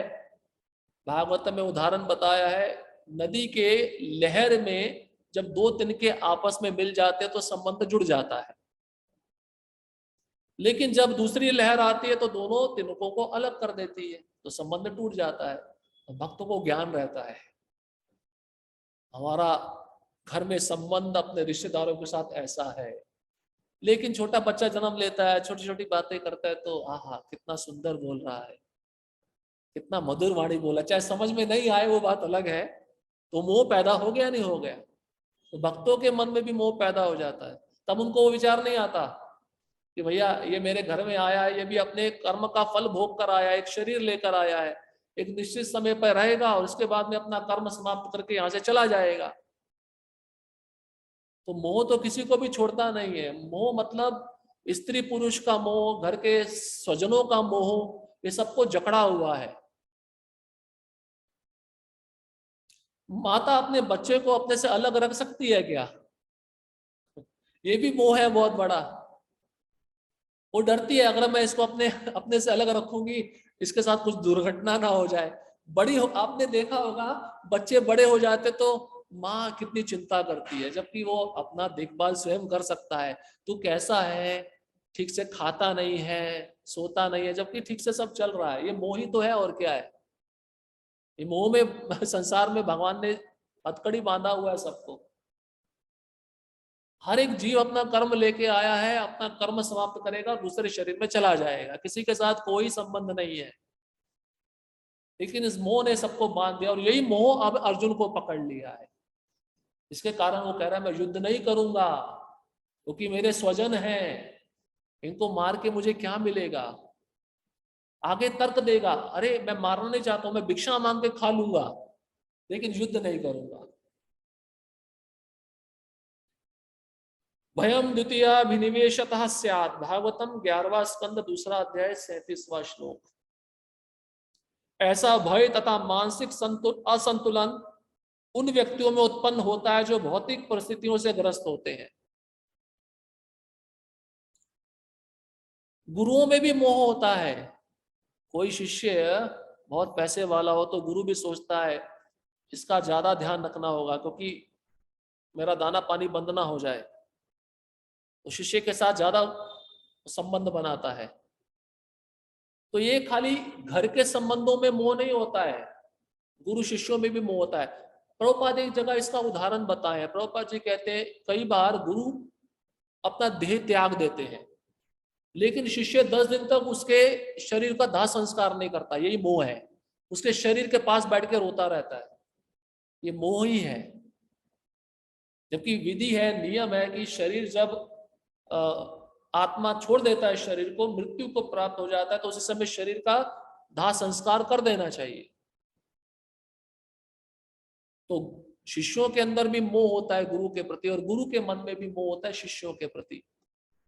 तो इस मोह के बंधन को काटना होगा, और यही भगवत गीता एक मात्र शास्त्र है इस मोह रूपी बंधन को काटने का। ये दिव्य ज्ञान है, इसको समझना चाहिए। जब तक व्यक्ति ये नहीं समझेगा कि मैं शरीर नहीं मैं आत्मा हूं, तब तक वह मोह की बेड़ी को छोड़ नहीं सकता।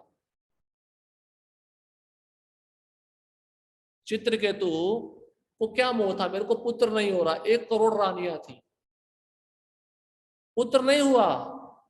अब भागवतम में लिखा है उसकी इच्छा थी पुत्र प्राप्त करने की। तो अंगिरा ऋषि आए, उन्होंने बोला पुत्र तो नहीं है। बोले नहीं, आप अगर बता सकते हो पुत्र नहीं है तो आप दे भी सकते हो, मुझे कैसे भी करके दो। इतना मोह में थे चित्रकेतु। वहां पे बताया गया है जैसे भूखा व्यक्ति होता है, उसको चंदन का लेप लगाओ, हार पहनाओ, उससे उसकी भूख तुष्ट नहीं होती। उसको प्लेट भर के खाना दोगे, जैसे खाना शुरू करेगा उसकी भूख समाप्त हो जाएगी। तो चित्रकेतु महाराज के पास ऐश्वर्य की कोई कमी नहीं थी, लेकिन पुत्र नहीं था, संतान नहीं था। अब अंगिरा ऋषि ने पुत्र दे दिया, और उन्होंने एक क्लू भी दिया, ये पुत्र तुमको प्रसन्नता भी देगा और शोक भी देगा। तो ये समझ नहीं पाए, इतने मोह में थे। बोले ठीक है, शोक देगा, उसको कुछ बीमारी हो जाएगी, चोट लगेगी, तो इसके कारण शोक मिलेगा, चलेगा। लेकिन वो समझ नहीं पाए शोक का अर्थ क्या है। शोक का अर्थ है ये है कि कुछ समय के बाद इसकी मृत्यु हो जाएगी। तो वहां पे चित्रकेतु के मोह ने ही उनको पकड़ लिया था। अब वही पुत्र जब जन्म लिया तो खुशियां खुशियां मनाने लगे, उत्सव मनाने लगे। और कुछ समय के बाद जब उस पुत्र की मृत्यु हो गई, उसको जहर दे दिया गया, तो उनको शोक आ गया। तो ये क्या कारण है? मोह ही इसका कारण है। इसलिए ज्यादा वस्तु, भौतिक वस्तुओं का संग, चाहे वह पदार्थ हो चाहे व्यक्ति हो, ज्यादा संग नहीं करना चाहिए। इससे मोह पैदा होता है, क्योंकि जिस वस्तु का ज्यादा संग करोगे, जिस व्यक्ति का ज्यादा संग करोगे, उसी का ज्यादा चिंतन होगा, वही आपको मोह में डालेगा। और मोह का अर्थ ये भी होता है जब वह प्रिय वस्तु हमसे बिछुड़ जाती है, उसके शोक में हम रोते हैं, उसको भी मोह कहा गया है। घर के परिजन जाते हैं, शरीर छोड़ते हैं, शरीर तो वही है, आत्मा चली गई है, फिर क्यों रो रहे हो? तो वो मोह ही रुलाता है। इसलिए यहाँ पे अर्जुन पूरी तरह मोह में आ गए हैं। अर्जुन को युद्ध भूमि में केवल दुखदाई पराजय की प्रतीति हो रही थी। वह शत्रु पर विजय पाकर भी सुखी नहीं होगा। निमित्तानि विपरीतानि शब्द महत्वपूर्ण है। जब मनुष्य को अपनी आशाओं में केवल निराशा दिखती है तो वह सोचता है मैं यहां क्यों हूं। अब थोड़ी किरण दिख रही है आशा की, लेकिन उसमें निराशा आ जाए, व्यक्ति सोचता है मैं क्यों कर रहा हूं, मैं किसके लिए कर रहा हूं। अब अर्जुन के मन में यही प्रश्न उठ रहे हैं, मैं यहाँ पे क्यों आया, मैं युद्ध के लिए यहाँ पे क्यों खड़ा हूं। प्रत्येक प्राणी अपने में तथा अपने स्वार्थ में रुचि रखता है। ये तो संसार का सिद्धांत है। अपने में रुचि है या नहीं है? अपने में रुचि कैसे है व्यक्ति को? मेरे को पहले खाने में मिल जाए, बाकी को मिले ना मिले उसका मुझे कोई चिंता नहीं है। पहला मेरा प्लेट लगना चाहिए, पहले मिले वस्त्र आने चाहिए। ये अब मैं की चिंता होती है, मैं। और यहाँ पे बताते हैं अपने स्वार्थ में उसको रुचि रहता है, दूसरे के स्वार्थ की उसको कोई चिंता नहीं होती है। चाहे खाना हो, पीना हो, सोना हो, कुछ भी हो। अब ये कैसे पता चलता है? आप देखिए, कुछ भी अच्छा वस्तु होगा तो व्यक्ति पहले अपने लिए निकालेगा। ये स्वार्थ है या नहीं है? अभी अच्छा तुम्हारे लिए तो दूसरों के लिए भी है ना, उसके लिए भी तो निकालना चाहिए ना। अब प्रसादम सर्विंग हो रहा है, उसमें भी स्वार्थ रहता है। अच्छा आइटम पहले निकाल लेते हैं, वो आइटम कम रख देंगे, बाकियों को मिलेगा नहीं मिलेगा उसका कोई चिंता नहीं है। प्रसाद में भी स्वार्थ रहता है। तो भौतिक जगत की वस्तुओं में उसके विषय में क्या बोला जाए?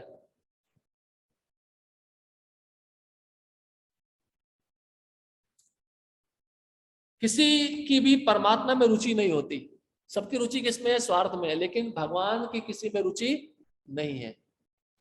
कृष्ण की इच्छा से अर्जुन अपने स्वार्थ के प्रति अज्ञान दिखा रहा है। ये अर्जुन का क्या है?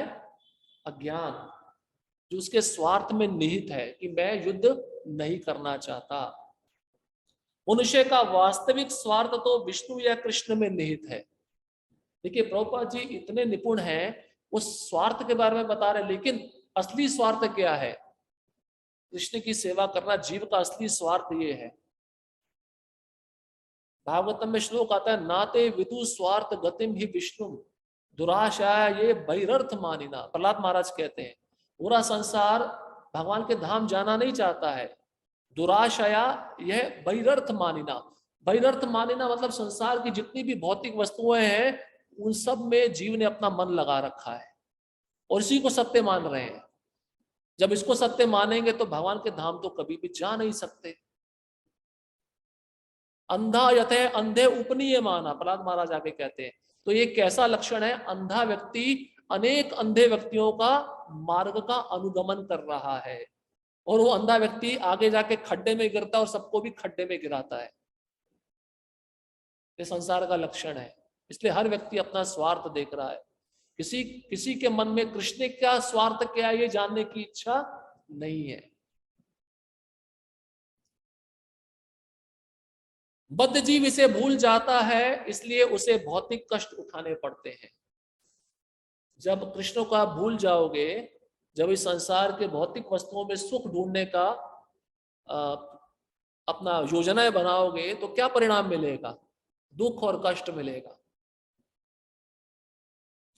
अर्जुन ने सोचा कि उसकी विजय केवल उसके शोक का कारण बन सकती है। अर्जुन ने सोचा अगर मैं युद्ध करके जीत भी लूं तो ये शोक ही बन जाएगी, क्योंकि मेरे स्वजन तो मेरे साथ में नहीं रहेंगे। इस प्रकार से अर्जुन में ये लक्षण प्रकट हो रहे हैं। वो कारण बता रहा है, मैं युद्ध नहीं करूंगा। ठीक है, अब यहीं पे समाप्त करते हैं। कल आखिरी सत्र होगा इस अध्याय का, कल हम इस पूरे अध्याय को समाप्त कर देंगे। अब कल के सत्र में अर्जुन बताएगा क्या क्या कारण है, कुल का नाश होता है, पिंडोदक क्रिया बंद हो जाती है, कारण बताएगा युद्ध ना करने के। यहाँ पे तो अर्जुन के शरीर में लक्षण प्रकट हुए हैं, लेकिन भगवान एक एक उसके कारण का खंडन करेंगे दूसरे अध्याय में। तो कल अर्जुन कारण बताने वाला है कि मैं युद्ध क्यों नहीं करना चाहता हूं, क्या क्या कारण है। हरे कृष्णा कृष्णा कृष्णा हरे हरे, हरे राम राम राम हरे हरे।